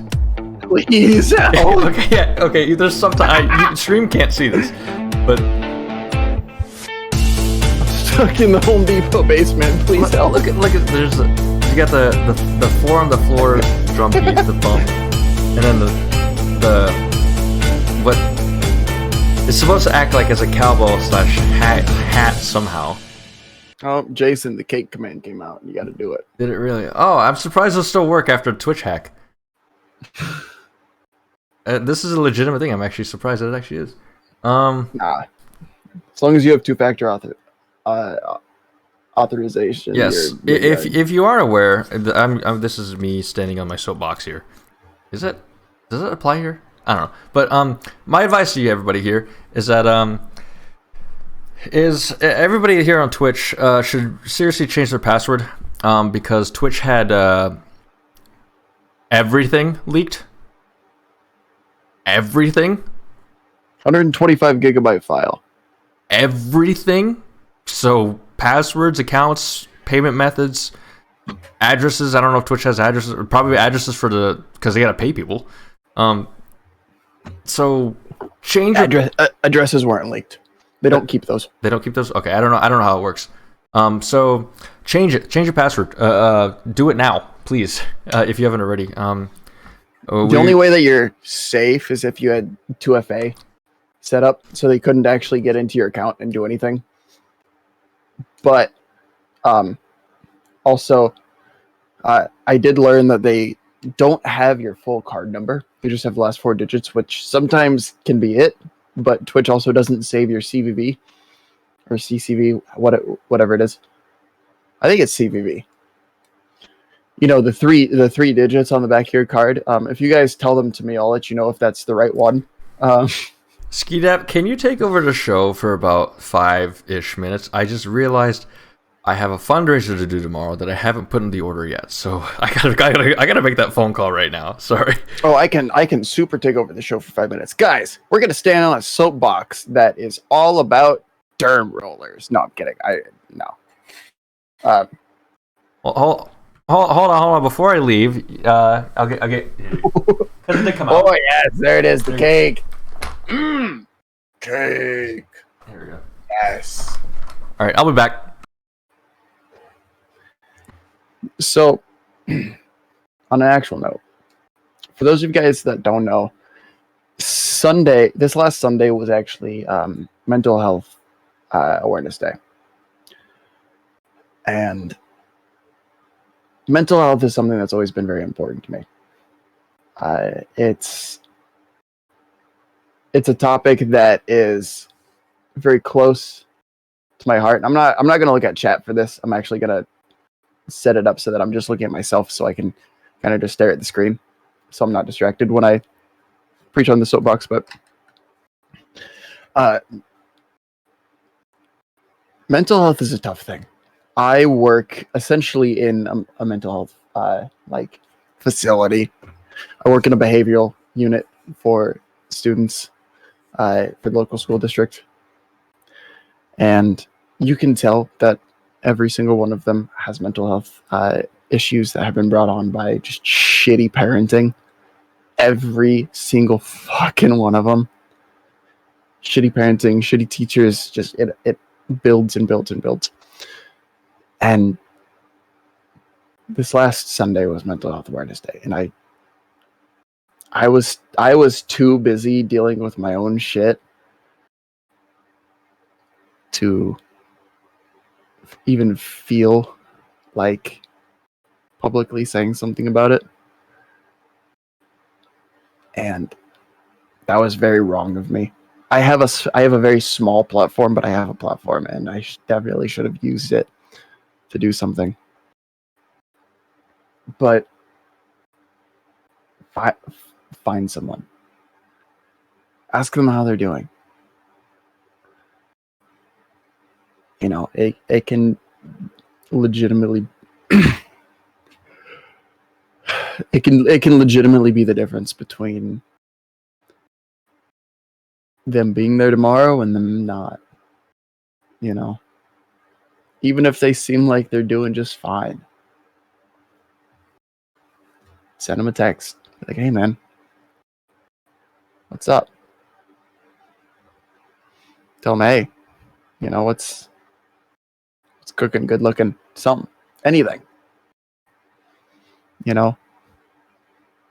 And don't forget that no matter how good it might seem on the outside, Everybody's dealing with something.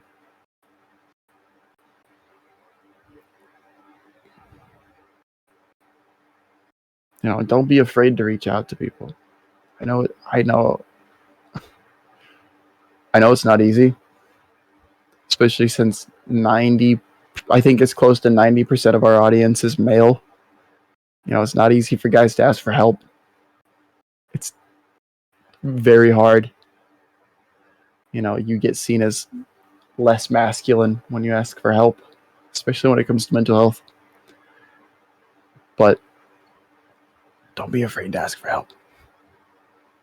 You matter to someone. You are important to somebody, no matter what you say. You might think, oh, if I'm gone, there's, so many benefits for so many people. This person doesn't have to think about me anymore. My parents will save money. But you don't think about the long-lasting effects on somebody and how they feel, how they think about the simplest things, the stupidest things.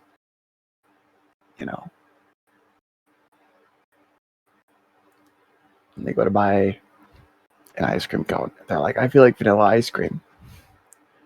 Suddenly they think of you because your favorite flavor of ice cream was vanilla. And they can't anymore. Now they don't want ice cream, they want to throw up. Pretty big difference. Ice cream tastes a little bit better than vomit. Just saying. I'm not saying I've ever experienced the difference, because I've never had ice cream in my life, but but it's like, it's something that I shouldn't have to say, but it is, because mental health has been so stigmatized for so long. One of the studies that kind of got rid of a lot of the stigma of mental health was a study that is considered to be faked in psychology. And I can't remember the exact name of the study or the person that did it, but they claimed that they sent a couple dozen fake patients to mental institutions. They were faking psychosis, and they were admitted. It took months for all of them to be released, despite quite literally displaying no signs of anything for months. And genuinely, and all of these institutions started saying, well, send us more fake patients and we will catch them easy. There's no way that they actually slip past our defenses now that we're prepared, right? So they turned down like 200 some odd patients across the country between these multiple top mental institutions.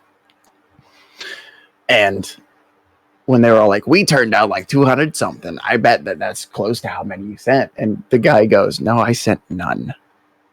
Nobody. You guys were just paranoid. And that caused a massive reform in psychology and psychiatry and how things were diagnosed. But that didn't get rid of all of the stigma. Instead, I would argue that caused those that actually did suffer from anything, depression, anxiety, anything, suddenly they were just being treated so many awful, horrible things were done to them. It was just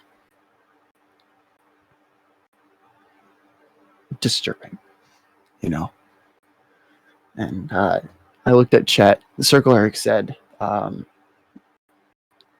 he appreciates the DMs that he and I have, super late night, early morning. Music suggestions. Talking about, he and I have a common interest in a song called That Thing You Do from the movie of the same name by a fake band called The Wonders. Absolutely incredible song. Love it. Love it. and it's something that can make the difference to somebody that doesn't have that kind of thing. I, believe it or not, everybody, I don't have a very healthy social life. I go to work, come home, I take a nap, I go back to work, a different job. I come home, I'll do homework or go to class, and then I'll go to bed.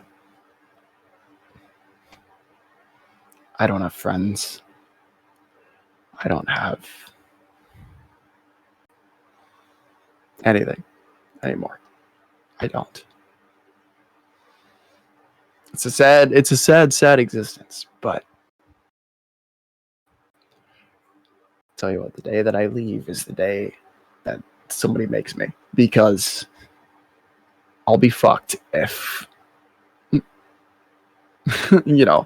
send me to hell the day that I'm not trying to help people talk.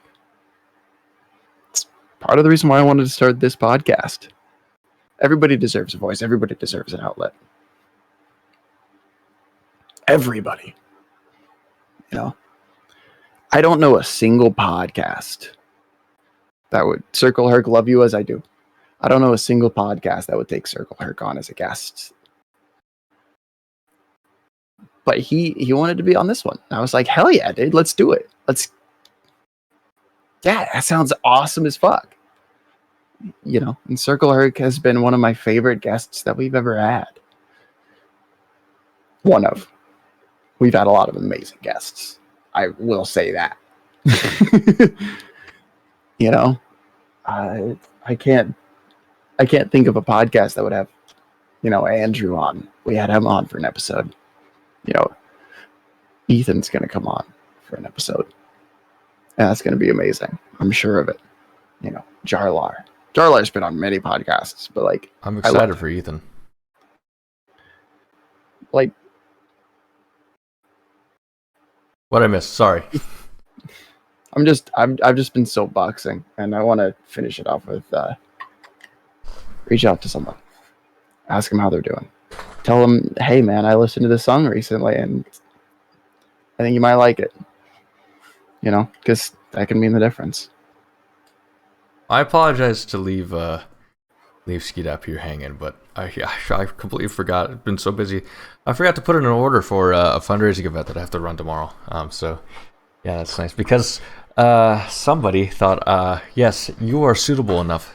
So I shared this after the first episode or second episode of season 3, that there was some big changes or something possibly new that might have interfered with the show. That big news that I didn't share at the time, or didn't elaborate on or share, was that Jason's pregnant. Yes.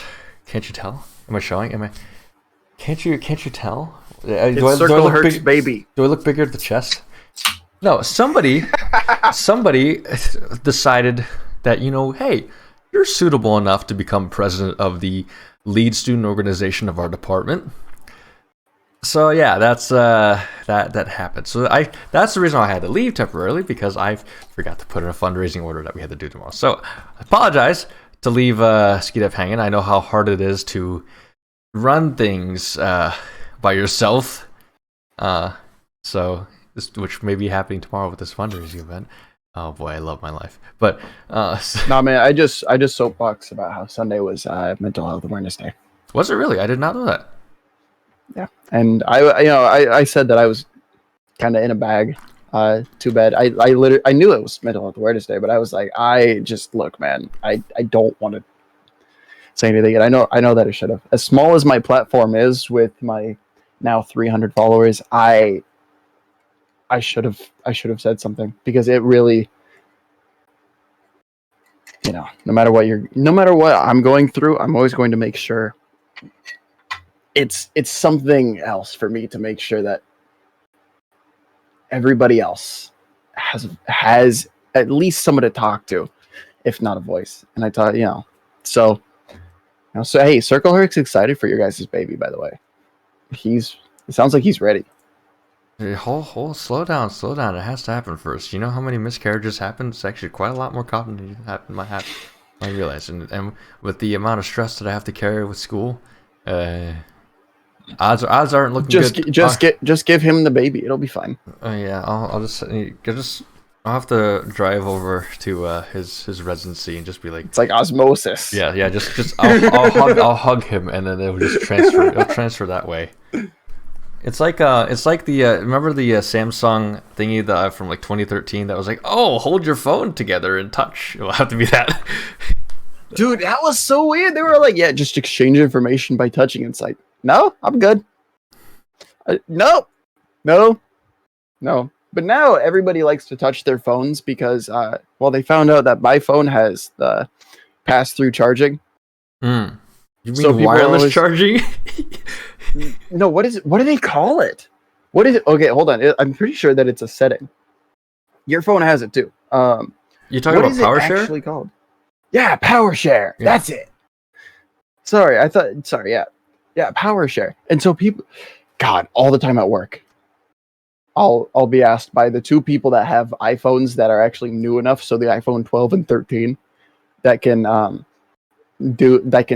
do wireless charging because Apple kind of sucks. It's like they're all like, "Hey, can I charge my phone?" I'm like, "We have iPad chargers," and they're like, "Yeah, but your phone charges my phone faster." I'm like, "I'm not gonna waste 45% of my battery to charge your phone 20%." Like, Jesus. I'm gonna insult the iPhone users here. I don't even think that they're smart enough to know how actually power share works. I don't know if they know that energy cannot be created nor destroyed. So I think it has to come from somewhere. Either that, or they know and they're just too selfish that they need to look at their Instagram or TikTok. They also call. So we have Chromebooks. They use the USB Type C. I'm also taking a dig at Ethan by accident. This isn't a dig directly at Ethan because Ethan actually does have an iPhone, but he doesn't have. He has an older generation. He's okay. He's cool. But like so the Chromebooks that we have at school, most of them, the newer ones, the Samsung ones that we have a USB Type C charging port. They call them Android chargers, and I keep telling them, you realize that Apple used them first, right? They go, no, they use Lightning. I'm like, what do you think you charge Macs with? And they go, what do you mean? I'm like, Apple used it first. It was used in laptops before phones. And they're like, no, it's an Android. Because Androids are more common than laptops. I think it's inherited because a lot of people, especially at my school, be like, yo, you got an Android charger? You got an Android charger? Or whatever, you got an iPhone charger? I always say you got a USB Type C. Well, that's because USB-C. You're more technical than most people. I also had a Mac before I had an Android that used USB-C. You did. I do remember. I had a Mac. Okay, first of all, MacBooks, not bad computers. Not great, but not bad computers. If you use them for what they were designed for, they are designed for people that want to be creative. Not productive, but creative. Because some people, the productive part comes from you. I can attest, though, that people that I know at the university that have MacBooks in engineering, they have to use a bootloader called Boot Camp. They have to use Boot Camp to boot in the Windows. Dual boot. To boot in the Windows so they can run simulation software or whatever like that. More the technical software. It's called dual booting. It's the Mac equivalent of a virtual machine because you're not allowed to run virtual machines on Macs because Mac OS does not allow it. Ethan, they're designed. Hey, Civ is creative. All right. Also, Ethan, I'm sure that you probably missed Europa Universalis 4. The base game was free on the Epic Games Store a couple weeks ago. It's fun. I like it so far. But anyway, like, Macs are fine if you're being creative. I do know people that have been creative and productive. Take a Day Trip, good example. Last I checked, Industry Baby is kind of a fucking bop. So is Montero, Call Me By Your Name. Also, Panini. Yeah, Lil Nas X is killing it because of Take a Day Trip. And they use Macs. So you can't say that the productive part isn't Max. Yeah, it's just kind of the person. You got me there. But I will. You got me there. It was a good dig. I will admit, it's a good dig. When I said productive, I don't really meant like. I meant more of like actual technical thing, and you could say, you know, music Oh, yeah. production is also technical. I won't argue against that, but like actual. I mean, they use more than Macs. The Mac is more so just the very last bit. No, but I would honestly rather, you know, when I made the theme song for the show and when I made the outro, I would rather do that on a Mac, because the program that I use that I no longer have access to, which is why we don't have a new theme or any new things about it. I apologize. I'm working on it. I'm questioning if I want to pay $300 for the full software. But what software? Pro Tools. No. I like Pro Tools though. I do like Pro Tools. I'm a sucker for Pro Tools. I mean, what are you really looking at? Are you looking at the actual like production, or are you looking at the mixing and mastering? Mixing and mastering I like, but I also use Pro Tools for production because I could use, you know, Contact or Reactor or even Ableton Live and feed into. I hope I don't get banned on Twitch for this, but this is the technical term, slaving into Pro Tools. So for mixing and mastering, you definitely want to go with an Isotope product, because it'll do it automatically for it's what most of the industry uses for mixing and mastering. Which is why music sucks now. It's all computerized. It's all algorithmic. Like, you can't. There's no human side to it. There's no personality to it. I mean, I disagree to a point, because Isotope, Neutron, and Ozone are absolutely incredible at being able to mix and master both for headphones and for speakers at the same time. Because you know the car test.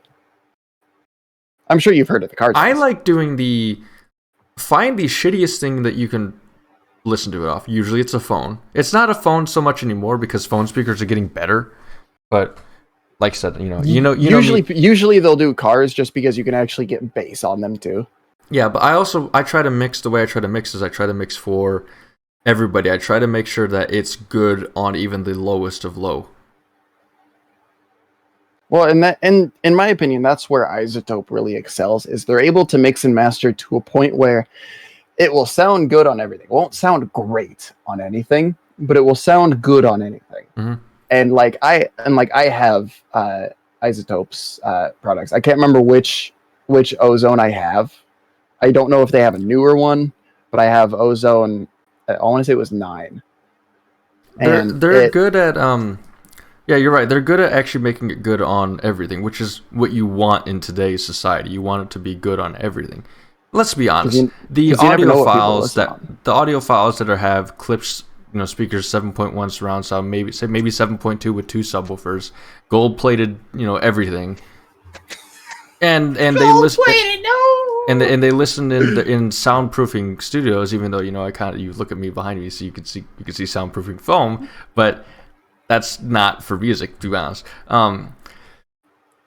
Those people are very few, and quite frankly, even me as somebody that loves audio and likes and actually pursued my education in audio for the reasons of audio. One of my projects that I'm doing right now that I stayed up all night doing is designing an audio amplifier, a stereo audio amplifier. But I probably have a better audio setup than you do. I wouldn't deny it, but that's because my audio setup's not in this room either. And all I have is a Razer Leviathan speaker, which is a 5.1 speaker. It's not surround sound. It's a 5.1 speaker that comes with a subwoofer. But you know 5.1 means, right? I believe it's supposed to be a surround sound like spec. The number 5.1 refers to there's a total of 5 speakers and 1 subwoofer. That makes sense. The number before the dot, the point, is the number of speakers. The number after the dot is the number of subwoofers. See, it has multiple. It might do. It claims it's Razer says it's 5.1, so I trust them. It's probably simulated 5.1, which does exist. Come again? It's probably simulated 5.1, but that right. exists. That does exist. Right, yeah, and it's got 3 settings. It's got music, it's got games, it's got videos. Videos has very good the tweeters. You can hear the tweeters a lot more. Games, very good balance. It genuinely does shift to be as close to surround sound as it can be. Which I assume that it would be the simulated thing. Yeah, it's simulated in the way they can do it. My theory, I haven't learned this, but my theory is that, you know, you can have, you know, like these headphones are claimed to be 7.1 surround sound. It's got multiple parts to it where you can. There's only two speakers. It's a stereo setup, but the way they do it is the way they utilize the stereo band. Right. Because it's 180 degrees. This one actually does, because it's a bar. It does have multiple. Again, I'm not a super technical guy when it comes to any of this. I'm all like, this looks good and it's cheap because I bought it refurbished, which I think this was like $120, which is pretty good in my opinion for the quality that I got. But it's like, it has 5 different cones in it, which is where I believe that it comes up with the 5.1 and where it's able to actually make the sound in different areas. That's actually a really interesting side project to figure out, to look at, is having 2 speakers, because say it's a bar, 2 speakers, but having different cones point in different. And the way you could do this is you can simulate the 5.1 or surround experience, the more than 2 basically, by using some clever techniques with panning music. Because you can do, if you've opened up, you mean 8D audio? Yes, exactly that. Dolby Atmos. Dolby Atmos is a real thing though, but Dolby Atmos is actually like, not even Dolby has actually scratched the surface of Dolby Atmos, and it's like the way Dolby Atmos basically works is that it provides the top perspective, basically sound coming down from you. And what you guys hear in theaters, not even close to where they can get, and it's bananas. I'm a sucker for sound, I am, but I wouldn't call myself an audiophile. I would say that I'm as close to an audiophile as you can get without being very technical. Because as somebody who has to listen to everything in mono, sound is what does it for me. Like, I can still feel stuff in this ear. Well, yeah. So like, vibrations. I'll crank the music, and then I'll hear the bass most of the time. Part of the reason why I love EDM, part of the reason why I love a lot of rap, because they'll have a lot of trap beats over it, and all of that stuff. So I'll have, usually I'll have the headphone on this ear, and then I'll have it on this temple right here, if I'm wearing like Beats or some other actually shitty headphone.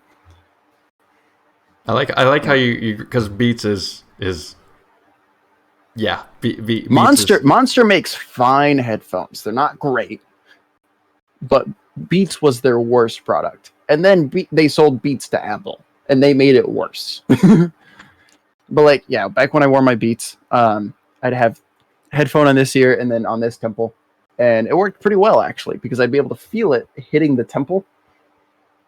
I wear 2 earbuds. These are my current earbuds, the Razer Hammerhead True Wireless. I will wear 2 earbuds because there is a distinct pressure that comes when sound is playing in this ear, and it feels very uncomfortable when I have pressure in this ear and not this ear. And so, like, sound is something that's very important to me. Sound design, making sure that things are in stereo, even if I can't hear the stereo and I'm listening to it in mono. And like when Circle Herc and Jason get together to make music like he wants, I'm going to make sure that they're making it so that it will appeal to every sense. No joke here, Circle Herc. This is and to you, Skidap. I've always had this fascination and this goal of like, I want to see what I can do with somebody in 1 week. Give us 1 week, see how much music we can put out of it. It's for some reason when it comes to music, I like putting myself in time constraints. I've done things. A lot of people do. I've done things really do. In like, okay, I've given myself only 8 hours to compose something. I've given myself 2 weeks to compose something or whatever like that. I don't know. There's some that I like the challenge. I like the challenge of it. It fascinates me because I'm weird. I would say if you need somebody to sing, I'm here. But Circle Herc's a much better singer than I am. But this is why you have to overdub vocals. Fun fact, I have been working on actually getting a half decent sounding track using this, and the problem is me. Have you taken it or followed any of my advice or taken any? No, of yeah. Has it worked? I don't know if it. It sounds better, but it doesn't sound right. And I think that part of it has to do with, I mean, I actually am in a very good environment for speaking. I'm looking at you. Yeah, you have a lot of sound dampening behind you and around that. Yeah, these are very dampening walls, and a lot of that was due to the fact that this used to be a beauty parlor back here. So there was just a lot of noise that went on. So it makes sense. You dampen the sound, you're able to actually talk. You're able to actually, whatever. And so it's why there's that, and also there's a bunch more that you cannot see, and that nobody has ever seen or seen. Yeah. There are times where actually you turn your head a little bit, and suddenly there's a little bit more of an echo. Yep, I'm speaking into a wall of sound foam right now. But no, it's not fully covered. This wall isn't fully covered. I'm also kind of like, I would like to, Sir I don't know. It's tempting, but with Christmas break. With how busy I am, I will definitely take that into consideration. Make sure you DM me also, just in case I forget. But I haven't fully covered my wall with soundproofing foam because one, I don't feel like buying anymore. I've been tempted, but I also don't feel it. But also two, I live in an apartment, and I'm not sure how far I can go without it failing fire inspection. That's a valid point. Yeah, that's really fair. So that's why I've hesitated from actually buying any more soundproofing foam, even though I really like it. It's really helped a lot since when I moved in. When I moved in, it was like this was a literal echo chamber that I lived in. So.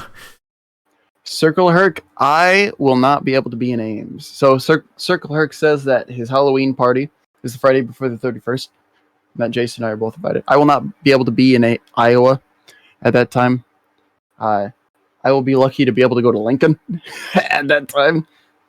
But save me some apple pie because I'm trying to get to Ames real quick after that. I'm trying.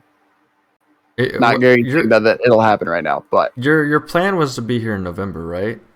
Right, for the Texas game. I'll make sure to have some stuffing for you then.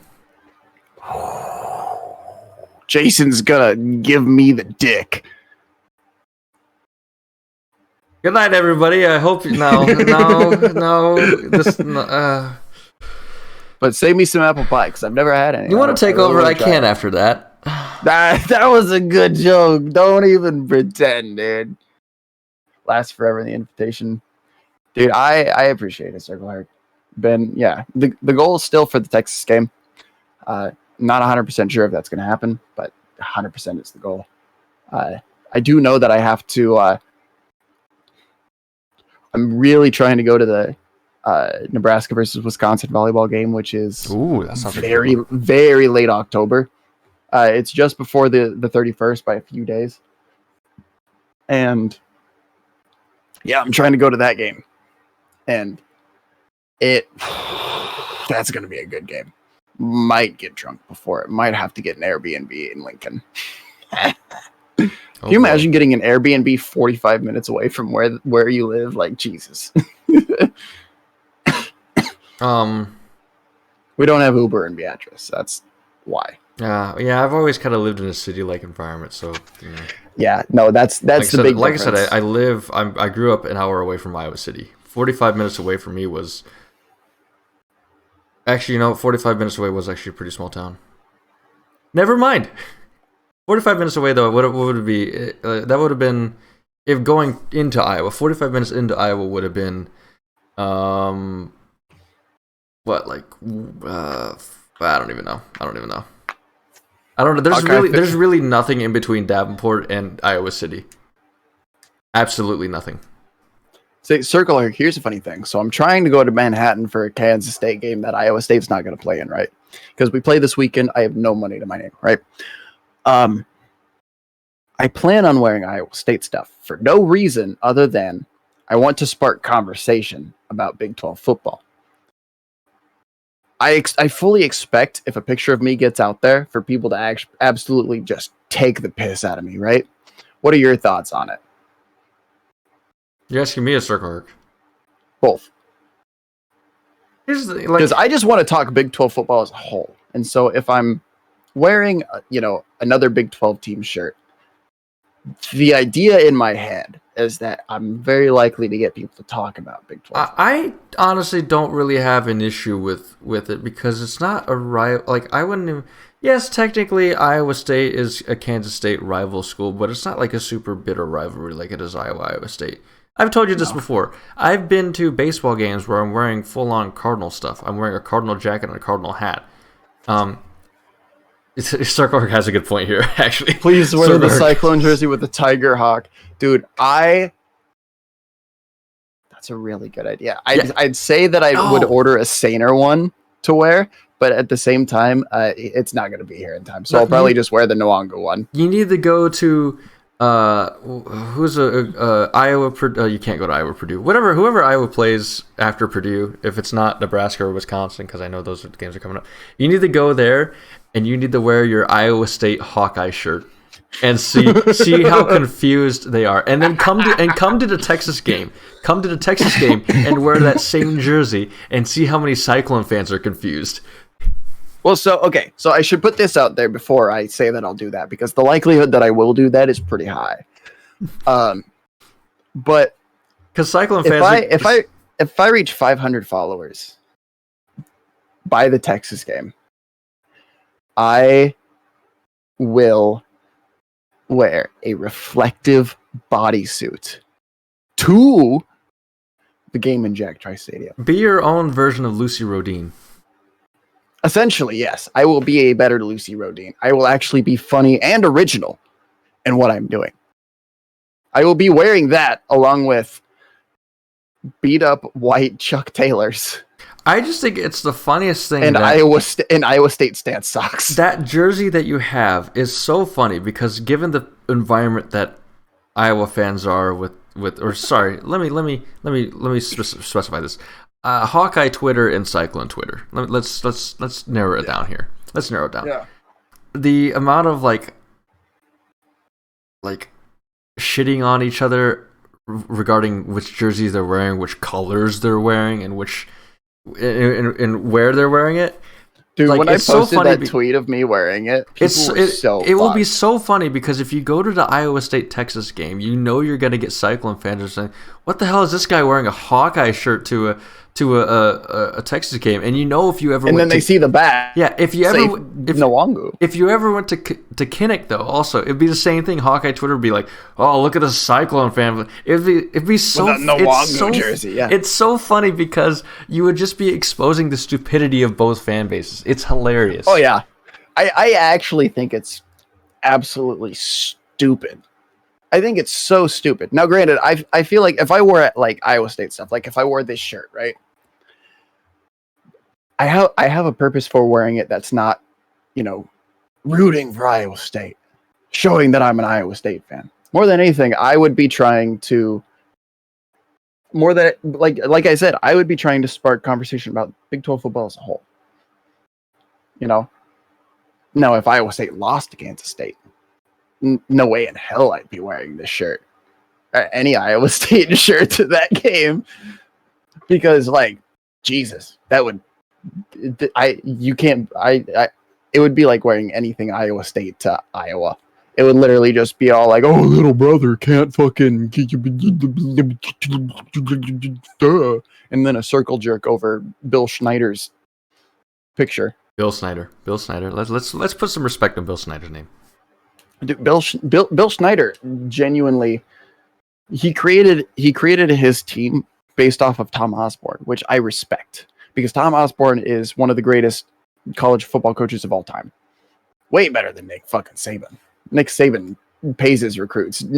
Tom Osborne just found criminals. Let's move on before we actually get too far down a tangent. But Bill Schneider, Snyder, Snyder. Snyder. Sorry, I'm saying it like Tom Osborne. Bill Schneider took Osborne's team, changed it, made it his own, and it worked. And I respect that. However, he looks like Skeletor, and I'll never get over that. My final thoughts on the whole jersey thing. It's amazing. So the whole, for those that are unaware that need context, there was Iowa State Cyclone football traveled to Sin City, Las Vegas, faced UNLV in the Black Hole Allegiant Stadium. Is that what it is? Allegiant? I think it is. Mm-hmm. By the way, Allegiant's fucking ribbon board that they have, it's showing towards the highway, is horrible. It's stupid. It needs to come down. Maybe I'm being a boomer here, but my God, that is a horrible distraction. You do not want... It was amazing. It was amazing for the Elenium concert. Excuse you. Fuck Elenium. But, so, yeah, there, I got your attention now. So... See you next week, everybody. So they traveled to Las Vegas, and I think we all understand, or most of us should understand, how far away Las Vegas is from Iowa.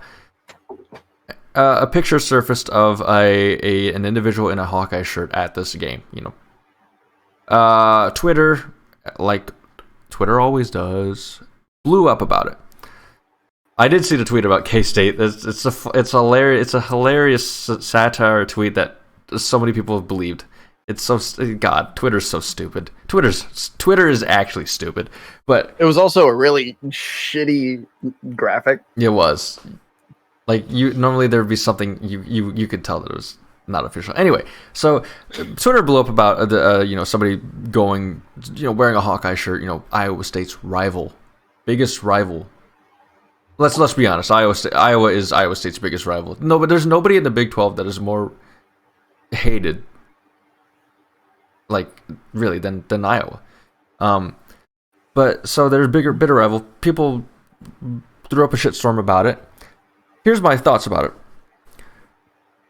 it. So people made the good point of, what if he's just vacationing in Las Vegas? Maybe he's from Iowa, and so maybe he just wants to see a game. I see that. Some people are like, some people will be that dickish. Initials LR and last name ends with Dean would probably do that on purpose for a reaction.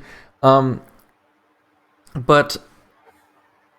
I see it this way. What if they are somebody that hasn't seen a game in a long time? Or what if, say, if it's a kid? Would you do the same thing to a kid if they were wearing a Hawkeye shirt to a, let's say, Iowa State Oklahoma game? Would you? Yes. You really would make that big of a shitstorm about it? I mean, have I ever made a big shitstorm about anything other than I thought that people were being racist? I'll own up to that, by the way. Called the dude racist. Turns out he wasn't. Him and I talked about it. We're cool. We're mutuals now. All right? It's all good. Felt. Suck a dick. I'll say that. Okay. Whoa. I mean, he blocked me. But he stalked my tweets so much that I had to block him. And then he was all like, I wonder, he blocked me, fucking weirdo. That is weird. But no, yeah, he's a fucking blood. But no, I definitely would be like, why the fuck would their parent be all like, yeah, let's wear Iowa stuff to a game that has absolutely nothing to do with Iowa, to our biggest rival. When our biggest rival is playing. I wouldn't make a big storm, but I'd be like, why the fuck? Let me try and change your mind here. What if this kid, has only watched the Hawkeyes on TV, and then say they're actually living in Ames, all right? There are people like that actually live. Now, I'm not just saying Circuit. There's actually like kids that grew. I'm saying that there are actual kids that grew up Hawkeye fans that live in like rival schools or rival team, whatever. And say they just want to go see a football game, and Iowa State, they have a chance to go to an Iowa State football game. But the only thing they have sports wise or football wise, college football wise, is a Hawkeye jersey or a Hawkeye shirt or a hat or whatever like that. I understand that point. I'm guilty of, I don't have a Phillies hat or Phillies jersey, but I wore a Cardinals the year after the Cardinals eliminated the Phillies from the playoffs when they made the World Series run. In 2011, I counterpoint. The MLB is, unless you're rivals, the MLB is much less. Like, if you wear a Cardinals thing to a Cubs game, that's a choice. Yeah, but I also understand that like people sometimes they're traveling and they want to see a baseball game, or sometimes, hey, I've never seen a baseball game before, or whatever that. Like I have actual family members that have never seen a baseball game before, and you know what? Got to give them something to wear. Like, yeah, they never seen. It's due to being Major League Baseball game, or just even minor league baseball game, due to them being outside of the country. But also, even like people that are inside the country just have never seen it. Maybe they just want to have that experience, and the only thing that they have is something that's really unrelated to the team that they're watching. And so I don't really. I understand the concern about it, but I think it's being overblown because I see a different perspective to it. I mean, but yes, I also understand. I do, and I don't. Don't constantly rag on it, right? I'm saying I wouldn't constantly rag on it. I'd make comment, but I wouldn't be like constantly going after them. I wouldn't bring it up day after day after day. You'd see a tweet, maybe 2 at most, and that's it. You know. Also, Circle Arc. I want to say, if I ever went to a game in Kinnick, either I would be wearing Husker gear because Nebraska would be playing, or I'd be going with a mutual that is an Iowa fan, and you're goddamn fucking right. I'd be wearing Iowa State gear for the sole reason of I know what's gonna happen. I'm gonna fucking embrace it. I have a genuine fear though of actually going, because I've wanted to go see a game in Kinnick, but I've heard many stories that if you wear a Cyclone anything there, to the game. I've been in Iowa City and wore Cyclone stuff plenty of times. But if you go to Kinnick for a game, there's a genuine chance and a good chance that you could be physically assaulted in Iowa City. So good. They want the smoke. I'm angry as fuck. Let's get it. See, I'd rather protect myself. When I'm going to go see a game, I actually want to have fun, not actually get assaulted. There was a guy. I mean, the whole shirt thing. I was at the Iowa State Kansas game. There were, Ethan saw this too. There was like two seats down from us. There was a student wearing a Hawkeye shirt at an Iowa State Kansas game. Nobody gave a shit about it, to be honest. So, I mean, also there are a lot of students that go to Iowa State that are Iowa fans, and want everybody to know that they're Iowa fans because they're an engineering student that didn't go to their favorite sports school. That is because true. Their favorite sports school sucks at engineering. They didn't want to go to the cum building for school. That is actually, Ski-Dep's actually correct. He's not making a joke here. This is actually correct. I've talked with so many. I mean, I have first-hand experience with this because I'm an actual engineering student that has, that talks to engineering people. They literally are from Iowa City, and I'll ask them, why didn't you go, or like they're in their Hawkeye fans or whatever. I ask, why did you go here? He said Iowa State's engineering school is a lot better. So, like, yeah. Why did I go to Iowa State over Nebraska? Iowa State had a much better athletic training program. Which is shocking to me. Because you would think that Nebraska, with their 1996 national championship. Excuse me. 97, sorry. Thank you. We won 93, 94, and then 97. Fucking dumbass. Sure, we boo injured players. Okay, I want to call that out actually because I genuinely feel like that's bullshit. All right. First of all, I have never booed once at a football game. Really? I have never booed once at a football game. At Iowa State, yeah, they'll boo at football games. That's no. Are you kidding me? You go to a Nebraska game, if you ever hear boos, it is because something genuinely just ridiculous happened. But I have never booed at a football game. And no, that's a lie, actually. I booed Jacob Parks when he threw his 4th pick against Texas in 2017. Circle Herc has a good point here, Skidap. You know what, Circle Herc? You're on next week. And we'll talk about this again next week. But like, even if the player's faking, Ndamukong Suh, conference, Big 12 championship game. I'm not going to boo Texas. I mean, I'm probably not going to boo Texas. They're probably going to be a little bit classy. No, I don't think Ski Def's going to boo Texas because I don't think it's worth his time to boo the 6th best team in the SEC. Like, oh my god, like Nanama Su, Big 12 championship game 2009. Fakes a cramp to get extra time on the clock so his defense can actually set up. He's out for that play. His defense gets the stop on that play. He comes back in the next play. He faked an injury. Yeah. It's an actual thing. It's a thing. Whether it's to get minutes or seconds does not matter. It does not matter. And Iowa fans are like, oh, they were trying to slow us down. Iowa has the 11th slowest offense in the country. You're telling me that they needed slowed down when they have an offense that is slower than my grandmother? She was in a wheelchair. She didn't move fast. Part of that was by choice. Part of that was by design. Seriously, you don't boo the players. They're college kids. How many people in that stadium are above the age of 30? You guys have 401ks. You know what they have? Part-time jobs at Walmart to pay for their college education, that they give up part of that time to prepare to play against your fucking favorite sports team. Petrus in Latin is wheelchair. That would be really funny if that was true. I'm going to look this up. I'm going to verify this. You need to look that up. I'm going to verify this. Ignore Home Depot song here. But seriously, guys, don't boo players. I don't give a fuck if they're faking injuries or not. Our fans smelled a rat. Fuck off. Your fans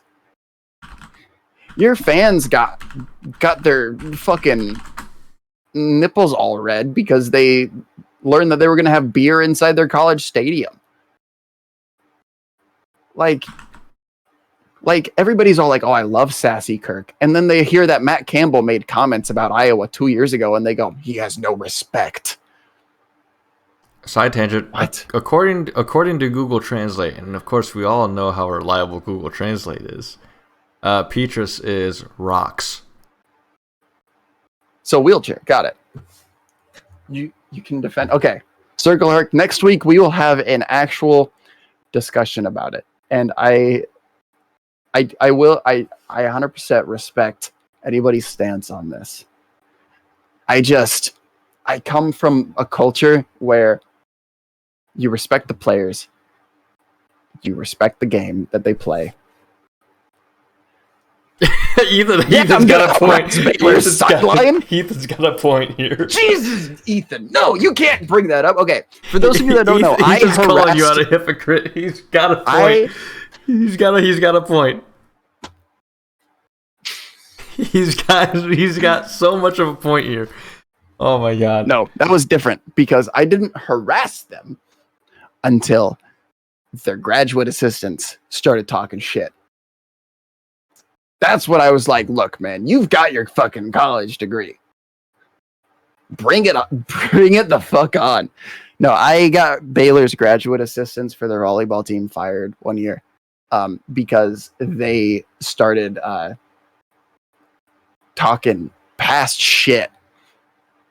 They told me to go back to the trailer park, which I don't know if you guys know a whole lot about Waco, but it's rich, religious kids, and some of them don't have a secular religion.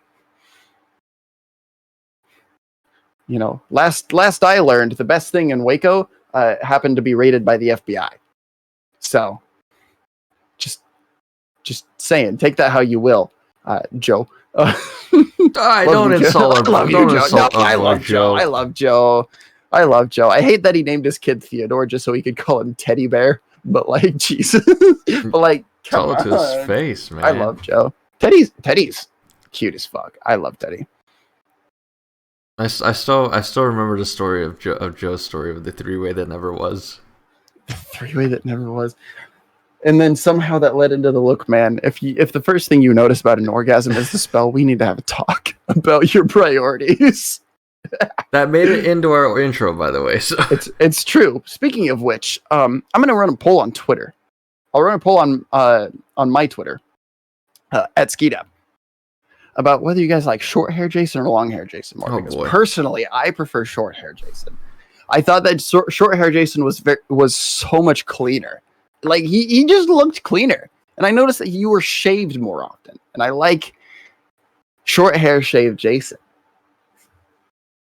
Me and Joe on. Oh, I don't know if Joe's a little bit of a complicated guest to have now, just because he's got a kid now. So he's got a less. Teddy's less than 1 year old. On top of Joe works remote for an international company. Yeah. So it's just the way that the way our show time works. It's unfortunate because he's told us that he's wanted to come back on again, but it just logistically it just doesn't work, unfortunately. It's been tough, man. But with that, it has been 2.5 hours, and the commentary section was fun. It wasn't actually that fun. It seemed like very serious discussion, and the whole time I was like, man, this feels wrong. So you're saying my ideas are bad? The second half was no. I'm not saying your ideas are bad. The way we went about it, I just felt off because the second half felt super fun. It was great. Also, guys, I bought a derm roller, so we will see. This is my facial hair now. Okay, I don't know if you guys can see it very well. This is my facial hair now. I'm not going to do anything up here because who gives a fuck about mustache, right? I don't know. Charlie Chaplin.